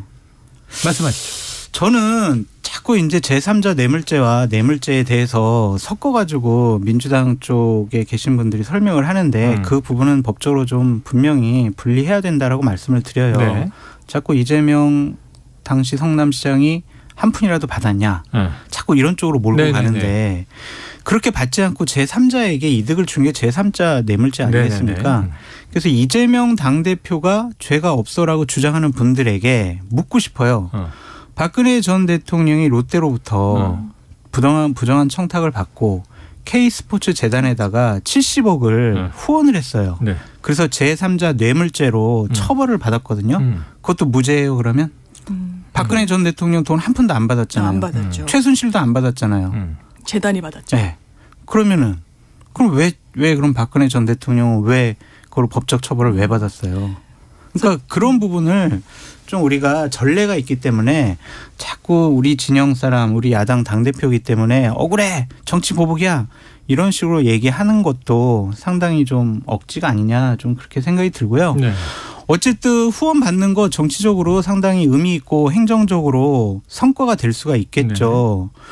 그것을 특정한 기업에게 용도 변경, 인허가라는 혜택을 주고 후원을 받았다는 것은 법적으로 죄가 됩니다. 그래서 자꾸 이재명 당대표에 대해서 무죄를 주장을 하거나 공소유지가 안 될 거라고 주장하는 분들은 과거에 박근혜 전 대통령이나 이남기 전 공정거래위원장 네, 처벌받은 것을 좀 참고하시라라고 말씀드려요. 그래요. 제가 일단 말씀드리면요. 네. 박근혜 전 대통령 얘기를 여권에서 상당히 많이 하죠. 네. K스포츠 재단 그때 유죄 받았습니다. 70억 원이라고 하는 적지 않은 돈을 냈어요. 그렇다면 K스포츠 재단의 실질적인 영향력을 행사하는 건 박근혜 전 대통령은 아니었습니다. 네. 최순실 씨였다고 예. 보죠. 그런데 최순실 씨와 박근혜 전 대통령은 법원이 인정한 경제공동체예요. 잠깐만요. 예. 그 경제공동체 공동체라는 개념은 맞습니다. 삼성으로부터 맞아요. 받은 그 뇌물, 그 얘기도 말 해드리겠습니다. 그것 때문에 경제 공동체라는 단어가 맞습니다. 나왔지. 네네. 이걸 K스포츠 재단에다가 롯데에서 줬다. 그래서 경제 공동체 이 개념이 도입된 건 아니었거든요. 그건 정확한 지적이세요. 왜냐하면요, 경제 공동체가 이 박근혜 전 대통령 사건에서 의미가 있는 건 직접 뇌물죄의 당사자로 박근혜 전 대통령을 특정하기 위해서 네. 만들어낸 경제 공동체 개념이거든요. 그런 설시가 나와요. 판결문을 보면 막 최순실 씨가 박근혜 전 대통령 돈을 뭐 해서 집도 사주고 뭐 이런 부분들 이건 보통 부부 사이에서 하는 거죠. 이 돈이 막 섞여 있고 누구 돈인지 잘 알지 못하는. 그런데 그래서 직접 뇌물죄까지 인정이 된 것이고 제3자 뇌물죄에서는요. 일단 K스포츠 재단이라는 법인이 별도로 70억을 받았지만 그 당시에 롯데로서는 본인들의 롯데타워 면세점 선정을 받아야 되는 기업 이슈가 있었어요. 그 대가 관계라는 것까지 인정이 됐고 사실상 지금 말씀드린 사실 법원이 뇌물죄에서 경제공동체 개념을 썼지만 이 제3자 뇌물에서도 이 최순실이라는 사람이 얻은 이득은 박근혜 전 대통령이 얻은 이득과 동치시켜서 볼 수 있다고 본 거예요. 그래서 아까 말씀드린 제3자 뇌물죄에서 판례가 요구하고 있는 직접 수령과 진배 없는 상황이라고 법원이 인식을 한 겁니다. 그래서 그렇다는 부분이 있고요. 아까 이남기 전 공정거래위원장은요. 본인이 다니는 절에 10억 시주를 하게 했어요. SK에. 근데 그 당시에 공정거래에는 무슨 이슈가 있었냐. SK의 기업 결합과 관련해 이 SK가 공정거래위원회 눈치를 봐야 되는 그런 현안이 있었어요. 그걸 알았기 때문에 본인이 다니는 절에 그런 거액을 내게 했다라고 본 겁니다. 단돈 1원 받지 않았죠. 그렇지만 사실 굉장한 이득을 얻었다라고 봐야죠. 본인이 딱 지정한 곳에 돈을 냈으니까요. 이런 좀 맥락이 있었어서 성남FC로 돌아왔을 때 이게 똑같이 평가할 수 있는가에 대해서는 또 저희가 완전히 다 증거를 또 아는 건 아니기도 해서요.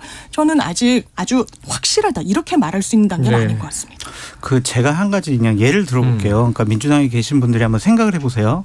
오세훈 서울시장이 삼성 그 강남에 있는 삼성의 부지를 용도 변경을 해달라는 요구를 삼성으로부터 받았어요. 안 된다고 계속 버텼어요. 그러다가 삼성에게 서울FC에 후원 좀 해. 그러면 용도 변경 해줄게. 그래서 후원을 받고 용도 변경을 해줬어요. 죄가 돼요, 안 돼요?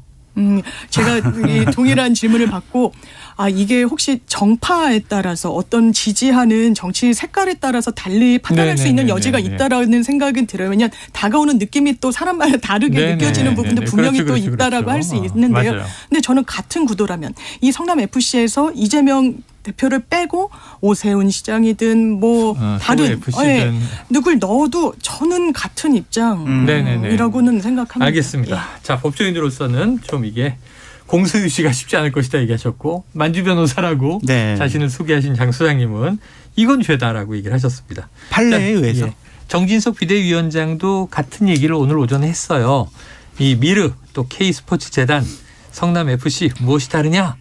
국민의힘은 이게 박근혜 최순실 요 비교 프레임에 좀 집중하는데 미르 재단과는 좀 구별해서 해야 돼요. K스포츠 재단과 미르 재단은 구별해야 된다. 또 다르다. 예, 그렇죠. 미르 재단이 별개고 K스포츠 재단이 별개입니다. 자, 그런데 이제 이런 게 있어요. 이재명 대표 검찰 수사 관련해서 동아일보 단독 기사가 좀 주목을 많이 받았는데 단독 이재명 오후 6시엔 나가겠다. 소환 조사 중에 난 저녁 6시에는 퇴근하겠다. 마치 이런 느낌으로 버티다 검 문건 내밀자 탕혹. 이건 무슨 내용이에요, 장소장님? 그러니까 자꾸 나가겠다고 이재명 당대표가 그러니까 검찰에서 뭐 문서를 하나 내보인 거죠. 네이버에서 작성한 문서예요. 거기에 뭐라고 압수수색에서 나온. 뭐라 적혀 있냐면 네이버 관계자가 정진상 당시 성남시청 정책비서관과 만나서 여러 가지 자신들의 뭐 민원과 관련해서 얘기를 했더니 여러 가지 성남시의 요구사항이 담겨져 있는 그러한 문서를 만든 거죠. 그거를 갖고 그 내용은 뭐 자세하게 알려지진 않았어요. 그 내용을 갖고 이재명 당대표에게 보여주니까 정진상 실장이 이랬냐. 나는 몰랐다. 그 뭐 처음 본다. 이런 말만 계속 되풀이했다. 그래가지고 이재명 당대표가 상당히 당혹스러워했다.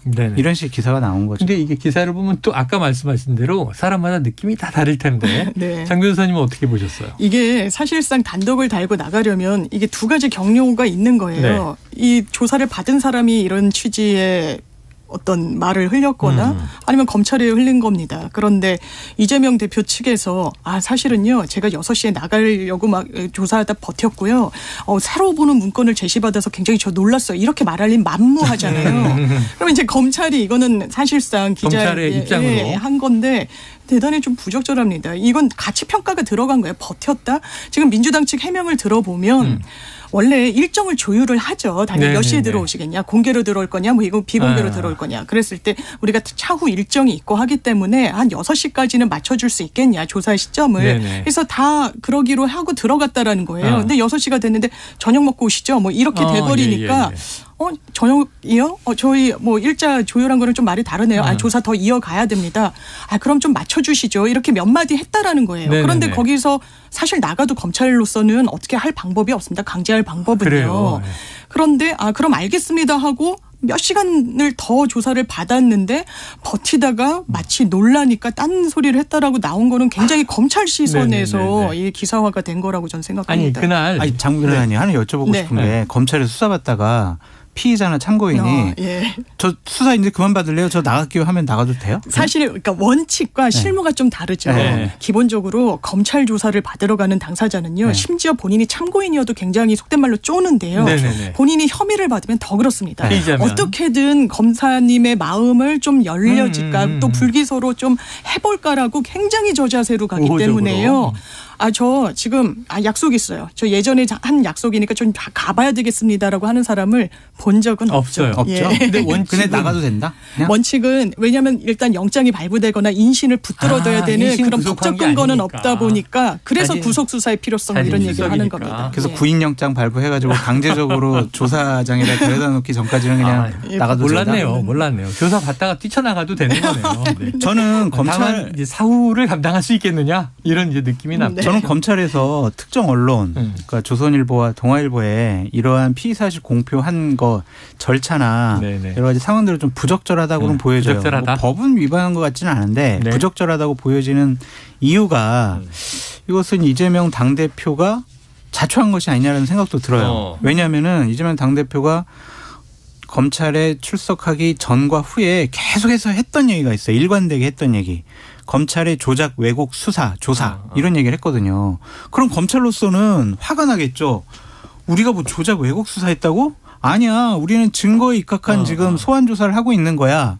그거를 그냥 다수의 언론들 모아놓고 사실은 이러한 문건이 있어서 우리가 어제 이러한 내용 이재명 당대표를 향해서 물어봤습니다. 문건 제시하고요.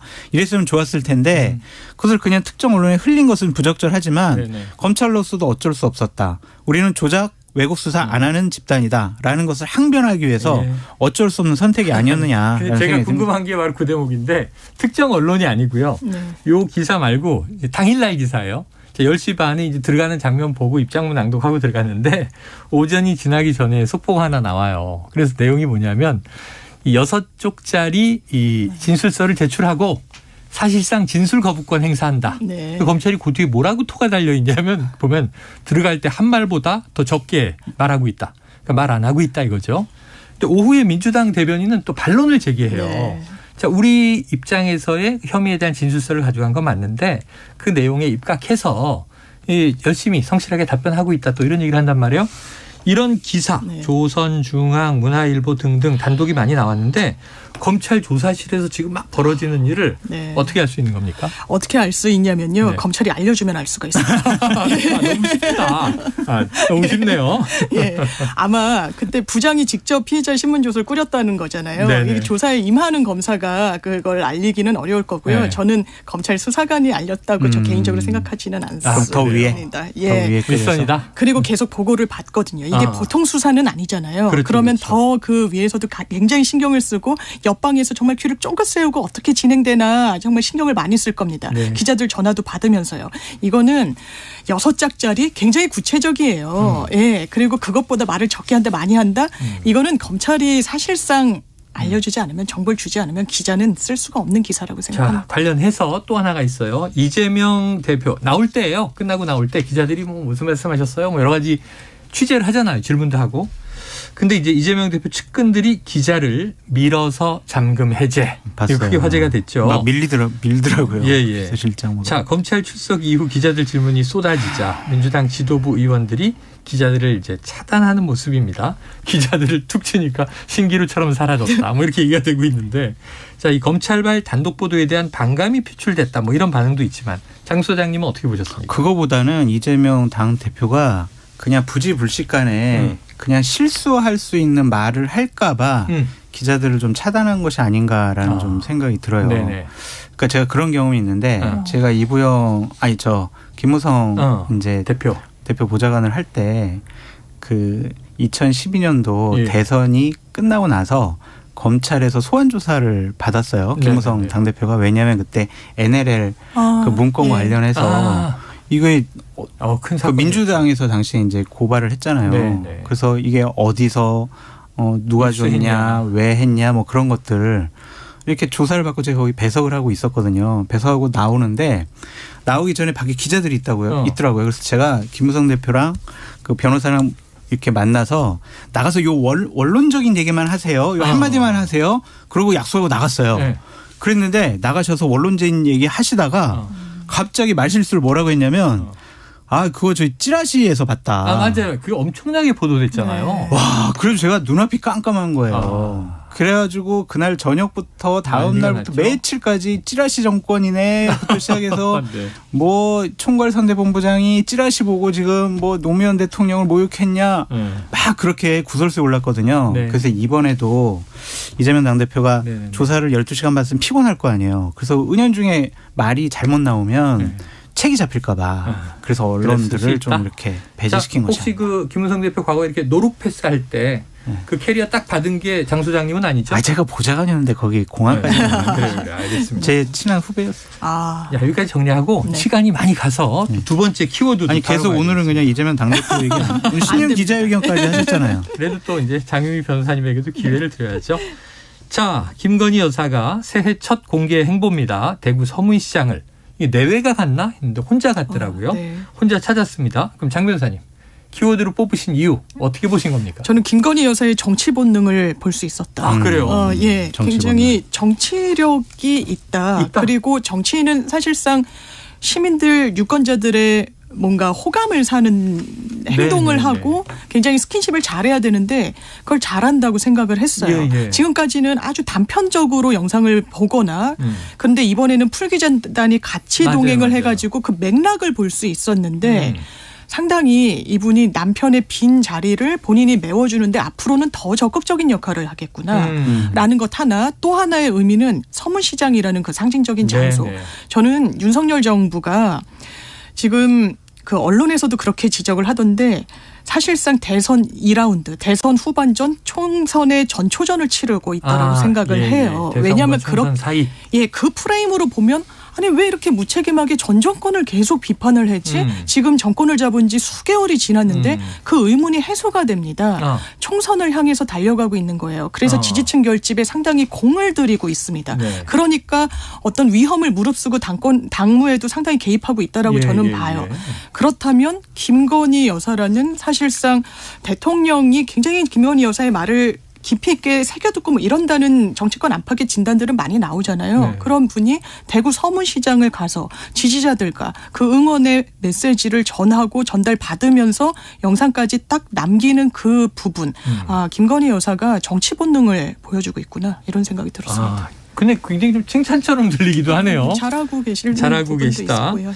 자, 대통령 없이 영부인이 홀로 시장을 찾은 것은 없는 사례는 아닌데.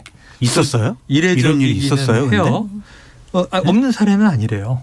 근데 문제는 언론의 스포트라이트가 쏟아지지 않지. 관심이 많으니까. 사실 영부인이 매일 어느 시장은 갈 수 있잖아요. 그렇죠. 근데 저렇게 공식적인 행사로 설을 앞두고 공식적인 행사로 딱 판을 짜놓고 가는 경우는 저는 거의 처음 본 것 같아요. 혼자 가시는 거는.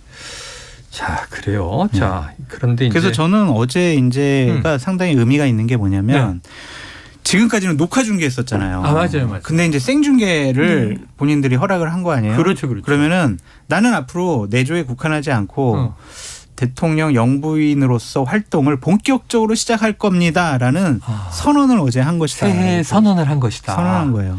그래서 저는 그런 활동 당연히 하셔야죠. 대통령도 얘기했잖아요. 조선일보가 인터뷰에 영부인 생각보다 할 일이 많은 것 같아요. 그렇게 얘기하셨잖아요. 네. 그러면은 저는 과거에 본인들이 약속했던 저 대통령 되더라도 아내 역할만 할게요. 그런 부분에 하겠다? 대해서는 좀 소프트한 인터뷰를 통해서라도 국민들 앞에 좀 죄송하다 아니면 좀 해명이 좀 필요한 것 같고 또 하나는 대책을 마련해야 될 것 같아요. 제2부속실 만들으셔가지고 네네. 제발 영부인 활동 제대로 보좌할 수 있도록 했으면 좋겠어요. 알겠습니다. 영부인이 실수하면은요 대통령에게 곧장 누가 된다. 네, 그러니까 이거 제대로 보좌해라. 두 가지 중요한 시스템을 공개인구하는 갖춰라. 거는 좋다. 네. 근데 과거에 내조만 하겠다고 했다가 이제는 이제 적극적인 외조로 나선다면 그렇게 변화된 부분에 대해서 국민 이해를 한 번쯤은 구해라. 소프트하게라도. 두 번째는 공식적인 조직이 이것은 지원해야 한다. 그럼요. 자, 이 언론이 왜 어떤 목적으로 갔을까? 가서 뭘 했을까? 근데 이제 제가 기사를 보고 기억에 남은 건 나도 먹고 싶다. 납작만두와 떡볶이. 김건희 여사가 이거 내 스타일이다 가시죠. 이렇게 얘기했잖아요. 어떻게 보셨어요? 아니 저도 그러니까 그런 탁현민 전 비서관도 떡볶이 먹고 이런 거 어묵 먹고 굉장히 좀 올드한 거 아니냐 이렇게 좀 지적을 한 것 같던데 저는 근데 되게 높으신 분들이 시장에 가면 정말 뭐 먹는지 궁금하다는 생각은 하거든요. 또 대구는 납작만두가 유명하기도 하고요. 그래서 또 김건희 여사는 거기서 이 국물이 너무 맛있는데 어떻게 만드냐 이렇게 묻기도 하고 손이 커서 그런지 양말을 300켤레씩 사고 이런. 300켤레 샀어요? 네, 그래서 불우이웃도 기부하겠다는 취지였었는데 저는 정말 이런 행보를 하려면 장성철 소장님이 짚어주신 대로요. 시스템을 갖춰서 제2부속실이 있어야 된다라고 생각하고요. 또 하나는 당연히 이 보수 패널 분들께서는 아주 지긋지긋하다 말씀하시지만 김건희 여사 도이치모터스 소환 응해야 되고 검찰 조사 받아야 되고요. 이런 여러 가지 의혹들에 대해서 해명해야 됩니다. 장모 본인 친정 어머니 같은 경우에도요. 대법원에서 고개를 갸웃거린 거예요. 검찰이 공소유지에 힘쓰지 않았다는 겁니다. 우리가 유죄를 내리고 싶어도 이런 부분과 관련해서 구멍이 많았다는 거예요. 수사에서. 그런 식으로 설시가 나왔다는 건 검찰 자존심에 상당히 해가 되는 겁니다. 정말 공정한 원칙대로 법을 집행해야 된다라고 생각합니다. 장 변호사님 저는 보수 참칭 패널이라서 그런 걱정 안 하셔도 됩니다. 호소인. 알겠습니다. 자, 제가 너무 시간이 지금 없어요. 지금 딱 하나만 마지막으로 장 소장님께 여쭤볼게요. 너무 궁금해서. 뭐가요? 자, 나경원 지금 이 부위원장 말이에요. 가장 최근 여러 가지 파란이 있었지만 소식으로 정리하면 대통령은 나 부위원장에게 애정을 가지고 있다. 그리고 계속 그 직을 맡아주길 바란다. 이 사의를 수용하지 않을 것이다. 그러면은 이제 당대표 출마합니까 안 합니까? 나오려는 의지는 강하지만 결론적으로 못 나올 가능성이 훨씬 더 높다. 라고 말씀을 드립니다. 자, 다음 주에 한번 체크해 보도록 하죠. 아니 그럼 왜 그래요? 라고 물어보셔야지. 너무 하시는 거 아니에요 지금? 네, 그래요. 그럼 왜 그런지 얘기해 주세요. 아니 그러니까 나경원 부위원 얼마나 있어요 시간이? 시간 여유 있어요. 한 1분. 나경원 부위원장이 그러니까 이틀 전에 이철규 의원을 만났잖아요. 만났다고 보도가 됐잖아요. 네네네. 거기서 이제 나경원 위원장과 이철규 의원이 나눈 얘기들이 있어요. 그걸 제가 공개적으로 말씀드리기는 어려운데 그것을 추측을 해봐도 나경원 위원장이 출마하려는 의지는 강하지가 않고 강하지가 않다? 이 출마하겠다라는 그러한 의사 표시를 갖고 대통령과 대통령실에 좀 뭘 얻어내려는 것이 아니냐 그런 좀 추측이 강하고 또한 대통령과 대통령실에서 나경원 위원장이 출마 안 했으면 좋겠다라는 의지가 상당히 강해요. 그 압력을 이겨내고 어떤 정말 강한 권력 의지를 갖고 나경원 위원장이 출마할까? 조금 회의적이에요. 왜냐하면 지금까지 나경원 위원장의 정치 행태 스타일이 그렇게 뭔가 투쟁을 통해 가지고 막 얻어낸 건 아니었거든요. 그래서 저는 못 나올 가능성이 많지 않을까라고 조심스럽게 전망해 봐요. 주저앉힐 가능성이 있다. 자, 요거 하나 여쭤볼게요. 이번 주말에 이 윤석열 대통령 이제 올해 들어서 새해는 첫 해외 순방이 있습니다. 아랍에미리트를 국빈 방문하고 이어서 이제 스위스의 다보스 포럼에 참석하고 돌아오는데요. 지난해 9월에 한창 때예요. 이준석 전 대표가 이런 얘기를 했어요. 대통령의 출국, 휴가 때마다 일이 벌어진다. 자, 그렇다면 이제 이번 주 주말 윤 대통령이 순방을 갑니다.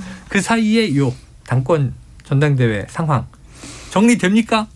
정리되지 않을 수가 있을 것 같아요. 그래요? 나경원 위원장은 기본적으로 나는 내가 대통령을 설득할 수 있어라는 생각을 갖고 있대요. 네. 그래서 설득할 수 있, 대통령을 국민의힘 전당대회 등록 날짜가 2월 2일, 3일이거든요. 그럼 설 이후도 그 현재의 그러한 과정들을 나경원 위원장은 계속 얘기할 것 같아요. 네. 그러니까 현재 상황을 즐기면서 대통령 즐긴다? 저는 윤석열 정권 성공을 위해서 모든 노력을 다할 거예요라고 대국민적인 메시지를 계속 내놓으면 대통령과 대통령실도 그걸 볼 거 아니에요. 네네. 그런 쪽을 통해서 대통령의 소극적인 허락. 아니 뭐 나경원 위원장이 나간다는 데면 어쩔 수 없지. 뭐 저출산 고령사회위원회 부위원장직 사표 받아주자. 그러면은 본인에게 나가라는 사인으로 본인은 생각을 하고 나올 거는 같은데 그러지 않을 것 같아서 참 쉽지 않아 보여요. 한 뭐 일주일 해외에 계실 텐데 네. 그런 대통령의 이제 이야기가 나오기는 쉽지 않은 주간이고요. 네. 많은 분들이 주목하는 것은 이번 주말을 넘기고 다음 주에 이 당권 주자의 지지율이 어떨 것인가. 나 부위원장의 지지율이 올라가면 또 굉장히 딜레마가 되는 거죠. 그렇죠. 본인에게도 그렇고 당에도 그렇고. 알겠습니다. 자, 지금 시간이 다 됐네요. 여기까지 정리하겠습니다. 지금까지 장성철 공론센터 소장, 장윤미 변호사와 각설하고 시즌2 함께했습니다. 두 분 오늘 말씀 고맙습니다. 감사합니다. Splish splash, I was taking a bath. Long about a Saturday night. Yeah. 점심 먹고 유쾌한 시사 디저트 한 입. 최영일의 시사본부. Well, I stepped out the tub and put my feet on the floor. 네, 오늘도 바쁩니다. 경제본부 마지막 코너인데요. 중요한 얘기가 많기 때문에 바로 들어가 보도록 하겠습니다만 청취자 여러분, 이 최영일 커피 추첨으로 쏜다는 거 잊지 마시고 샵 9730 짧은 문자 50원, 긴 문자 100원 청취 의견 많이 보내주시기 바랍니다. 자, 어서 오세요. 서영민 기자. 안녕하세요. 네, KBS 보도본부 경제 스토리텔러 서영민 기자가 나오셨고요. 자, 오늘 경제본부에서는 마침 최영일 커피 얘기 드렸는데 네. 커피 얘기를 한다고요? 커피? 최영일 커피 얘기는 아니고요. 아니요. 네, 그냥 서영민 커피 얘기입니다. 그냥 커피. 네. 커피 탑 10 뭐 이런 겁니다. 그래요? 네네. 얘기를 해 주시죠. 네. 일전에 제가 실은 한 1년쯤 전에 커피 관련 기사를 쓴 적이 있어요. 전 기억나요. 네. 금융감독원 공시 시스템 다트랑 공정위에도 가맹사업 정보 시스템이라는 게 있습니다. 네네. 여기에서 가맹업체들의 정보를 많이 공개하는데 예. 그런 것들을 이렇게 모아서 어느 커피업체가 요새 장사가 잘 되나 그렇죠. 아니면 어느 커피업체가 어렵나 요새 사람들 어디를 많이 가나 이런 게 보고 싶어서 네네네. 찾아봤는데 그 얘기 이제 좀 업데이트를 해서 새로 좀 가져와 봤습니다. 이제 2023년 버전에 네. 야, 그럼 구체적으로 이 커피 전문점의 트렌드 네. 혹은 시장 각축 상황? 가장 큰 변화는 코로나입니다.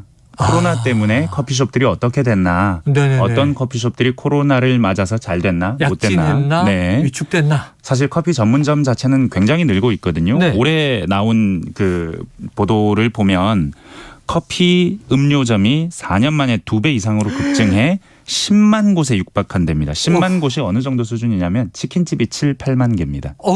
치킨집보다 커피숍이 많은 겁니다. 그럼 우리나라에서 가장 많은 단일 식품 매장 아니에요? 단일로 보자면 그럴 수 있어요. 그런데 한식 음식점이 한 36만 개 굉장히 많은데 근데 커피 이렇게 음료 파는 것 아니면 네네. 뭐 방금 말씀드렸던 치킨집 이런 걸로 보면은 가장 많을 수 있다. 대단하네요. 그리고 뭐 그래서 커피 연간 수입액이 원두 수입액이 1조 원을 넘어섭니다. 어이구. 우리나라. 커피를 정말 사랑하는 민족이 돼버렸습니다. 그러네요. 네. 이게 예전에 미스터 선샤인이라는 드라마 보니까 가베 네. 고종 황제가 즐겨 드시면서 귀족들과 이제 쭉 이렇게 평민들에게 퍼져나가는 가베가 커피가 돼서 이제 한국인이 가장 사랑하는 음료가 된 것 같습니다. 네. 자, 그럼 어떤 변화가 있었던 거예요? 일단 주인공이 확실합니다. 주인공이 있어요? 네. 그리고 퇴역병이라고 해야 할 뒤로 사라지는 노병 역시 확실합니다. 이 얘기 이야기하다 보면 자연스럽게 얘기할 수 있을 것 같은데 궁금하니까 그 랭킹 말이죠. 네. 브랜드 그리고 대한민국 10대 커피 브랜드 두구두구 어떻게 돼요? 꼽을 수는 있는데 뭘 기준으로 하느냐에 따라서 다릅니다. 그렇죠. 매장 수를 기준으로 하겠느냐, 아니면 매출을 기준으로 하겠느냐, 아니면 어디가 돈을 제일 많이 벌었냐, 영업이익을 기준으로 하느냐에 따라 다른데 일단 제가 그 1년 전에 썼던 기사 제목은 이래요.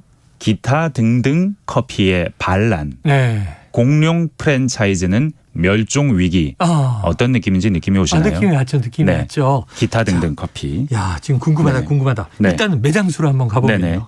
1등이 혹시 스타벅스일 거라고 생각하시나요? 저는 당연히 그렇게 생각했는데. 아닙니다. 아니에요? 스타벅스보다 훨씬 매장이 많은 커피 프랜차이즈가 있습니다. 그래요? 이디야입니다. 이디야가 2021년 기준으로 전국의 매장 수가 3,000개가 넘었습니다. 스타벅스는 1,700개 정도 됩니다. 그래요? 차이가 굉장히 많이 나죠. 되네요. 네, 이디야가 가장 많고 1등이 이디야 커피, 그리고 2등이 스타벅스, 3등이 메가 커피 아시는지 모르겠습니다. 알죠. 네, 2021년 기준으로 1,600개. 스타벅스보다 한 150개 모자란데 그 4등이 컴포즈 커피는 아십니까? 이름은 알아요. 네, 메가 커피와 비슷한 저가 커피를 파는 곳입니다. 이디야도 상대적으로는 저가잖아요. 네, 맞습니다. 그런데 이 분류를 하다 보면 스타벅스류의 커피가 좀 고가 커피고 메가 커피나 컴포즈 커피가 저가 커피라면 이디야는 한 가운데쯤 있는 것 같아요. 중가 커피, 낀 커피 정도 되는 것 같고요. 그리고 컴포즈 커피 다음은 백다방입니다. 백다방 아십니까? 백종원 씨가 하는 네, 맞습니다. 거기입니다. 그 뒤가 할리스, 파스쿠치, 엔젤리너스, 타멘탐스 순인데, 근데 이 숫자, 이 등수보다 흥미로운 것은 상승 속도가 너무 눈에 띄는 두 곳이 있다는 겁니다. 메가 커피랑 컴포즈 커피. 그러니까 컴포즈 커피 같은 경우는 3년 전에 400개가 안 됐습니다. 근데 지금 1,200개가 넘습니다. 메가 커피도 800개였는데 1,600개가 됐습니다. 이렇게 2배가 되는 거예요. 사실 그 스타벅스는 1,400, 1,600, 1,700 이런 식으로 늘어나고 있고 이디야도 2,600, 2,800, 3,000 이런 식이니까 이 메가 커피나 컴포즈 커피 같은 저가 커피가 얼마나 급성장하고 있는지가 이 매장 수를 보면 눈에 확 보입니다. 그러니까 커피샵 우리가 너무 일상적으로 찾고 앉아서 쉬고 접하는 공간들인데 이게 제가 생각하고 있던 거하고 완전히 업계 상황이 다르다. 그렇습니다. 이야, 이디야가 이렇게 큰 회사인지 몰랐는데 메가커피, 컴포즈 커피 모두 놀라운데 여기 코로나 영향이 작용을 한 걸까요? 네, 사실은 2019년에서 20년 갈 때는 굉장히 크게 작용했어요. 그때는 코로나 첫 해였지 않습니까? 맞아요. 그때 가장 큰 변화가 뭐냐면 카공족이 없어졌습니다. 카페에서 공부하는 사람들. 맞아요. 커피 한 잔 시켜놓고 하루 종일 있는 사람들. 이 사람들이 코로나 때 싹 사라졌죠. 그리고 무슨 예전에 약속하면 어디서 만나셨습니까? 우리 무슨 커피숍에서 만나요? 어디서 만나요? 그랬잖아요. 그게 없어졌습니다. 코로나 때. 동시에 단체 주문 이런 것도 굉장히 많이 생겼는데 커피숍에 못 가니까 사무실에서 커피를 배달해서 먹는 문화도 생겼고 그리고 집에 에스프레소 머신들도 많이들 갖다 놓으셨죠. 이런 종류의 변화들 생기면서 큰 매장을 크게 둔 비싼 값을 받던 커피숍들이 다 타격을 받습니다. 많이 없어졌어요. 많이 없어지기도 했고 정말 언제 가도 요즘도 가보시면 스타벅스 정도 제외하면 자리가 많습니다. 어디 가도 넓은 매장들은 자리가 많아요. 점심시간 잠깐 빼고는요. 그러니까 코로나가 그런 분위기를 쭉 바꿔놨었다 20년에. 그리고 21년 데이터까지 확인해 봐도 이제 코로나가 어느 정도는 잠잠해졌으니 다시 카페로 사람들이 몰려가지 않았을까 생각했는데 다시 카페로 사람들이 갔을 수는 있으나 매출은 늘었으나 될 놈 될 안 될 안. 지금까지 잘 되던 될 놈들은 다 계속 잘 되고 스타벅스는 계속 잘 되고 그리고 메가커피나 컴포즈 커피 같은 저가 커피도 계속 잘 되는데 코로나 때 어려웠던 커피들 이를테면 제가 지금부터 말씀드릴 할리스, 커피빈, 타멘탐스, 엔젤리너스, 파스쿠치 이런 쪽은 회복이 비교적 덜 됐습니다. 제 단골들이 이쪽인데 이 업체들이 코로나 때 텅텅 비어 있다가 코로나 첫 해 겨울에는요. 카페도 낮에 못 들어갔잖아요. 맞습니다. 이 다 없어졌어요. 근데 법적으로 막았어요. 들어가는 거예요. 근데 제가 이 브랜드를 좋아해서가 아니라 제가 딱 있는 위치에 그 샵들이 있으니까 아주 애용을 할 수밖에 없었는데 거의 막 없어졌습니다. 그 재무제표로 보면 굉장히 놀라웠던 것이 스타벅스 매출이 2021년 기준으로 2조 원을 넘었습니다. 우와. 2조 2,850억인데 그 2등 매출되는 커피숍이 투썸 플레이스입니다. 있죠. 투썸 플레이스가 4천억이에요. 2등이 5분의 1입니다.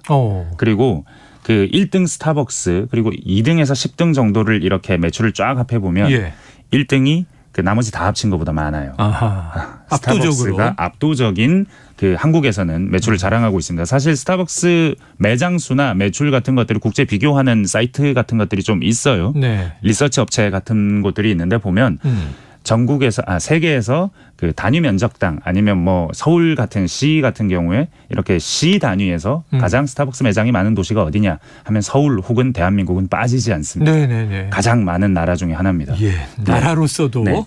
그래서 이 매출을 보면 그렇고 사실 그 매출보다 중요한 건 영업이익 아니겠습니까? 그렇죠. 매출이 많아도 적자면 의미가 없잖아요. 네. 스타벅스는 한 10%대 영업이익을 냅니다. 2,400억 정도의 영업이익이 났고 근데 이 매출이 아닌 그 저가 커피는 매출 자체는 좀 적었거든요.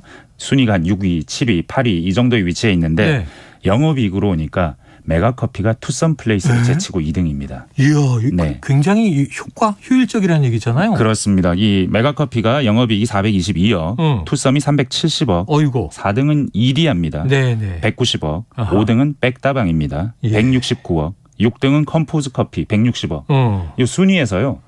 스타벅스와 투썸을 빼고 나면 큰 커피 회사들이 안 보여요. 예, 그러네요. 비싼 커피 회사들이 하나도 안 보입니다. 네. 이게 시장이 작은 회사들이 매출 대비 아주 수익성이 좋은 구조로 완벽하게 시장이 재편되어 있다라는 상황으로 정리해 볼 수 있겠습니다. 코로나 영향이 있다 하더라도 굉장히 빠르게 재편됐다. 네네. 지난해 얘기해 주실 때하고 느낌이 완전히 다른데. 네. 아이고 옛날에는 그냥 별다방 아니면 콩다방 뭐 톰다방 이렇게 부르고 맞습니다. 그런데 모이곤 했었는데 지금 완전히 오랫동안 안 갔던 기억이 나고.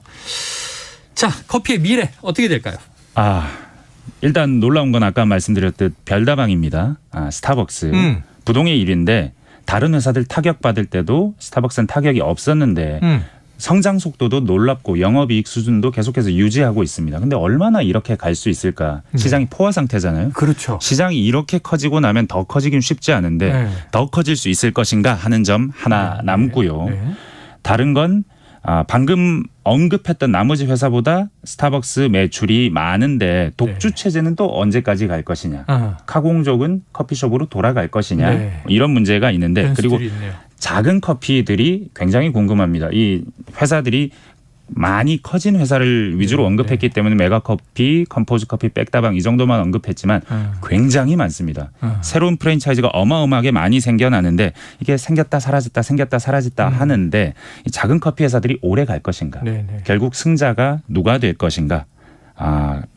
저물고 이런 패턴이 어떻게 될 것인가. 이런 부분들이 앞으로도 계속 궁금하고 그리고 비싼 커피들 중에 스타벅스, 투썸 빼고는 거의 다 수익성이 없어져 가고 있다는 게 굉장히 세상이 참 많이 변했구나 하는 생각도 좀 불과 몇 년 전에는 카페 베네라는 브랜드가 엄청 많았었는데 이제는 지금은 없습니다. 없네요. 네, 없습니다. 엄청나게 빠르게 부침이 있습니다. 청취자 0441님 커피 향기가 따뜻하게 느껴지네요. 바로 커피 한잔 해야겠어요. 오늘 커피 홍보 제대로 하셨네요. 최영일 커피도 많이 사랑해 주십시오. 아이고 고맙습니다. 이게 한 이번 주 다음 주까지 이제 쏘면은 다 통날 것 같아요. 자, 오늘 경제본부 서영민 기자 커피 얘기 너무 잘 들었습니다. 고맙습니다. 감사합니다. 자, 오늘 최영일의 시사본부 준비한 내용은 모두 여기까지입니다. 오늘 최영일 커피 받으실 분은요. 최영일의 시사본부 홈페이지에서 당첨을 확인해 주시기 바랍니다. 저는 내일 낮 12시 20분에 다시 돌아오겠습니다. 청취해 주신 여러분 고맙습니다.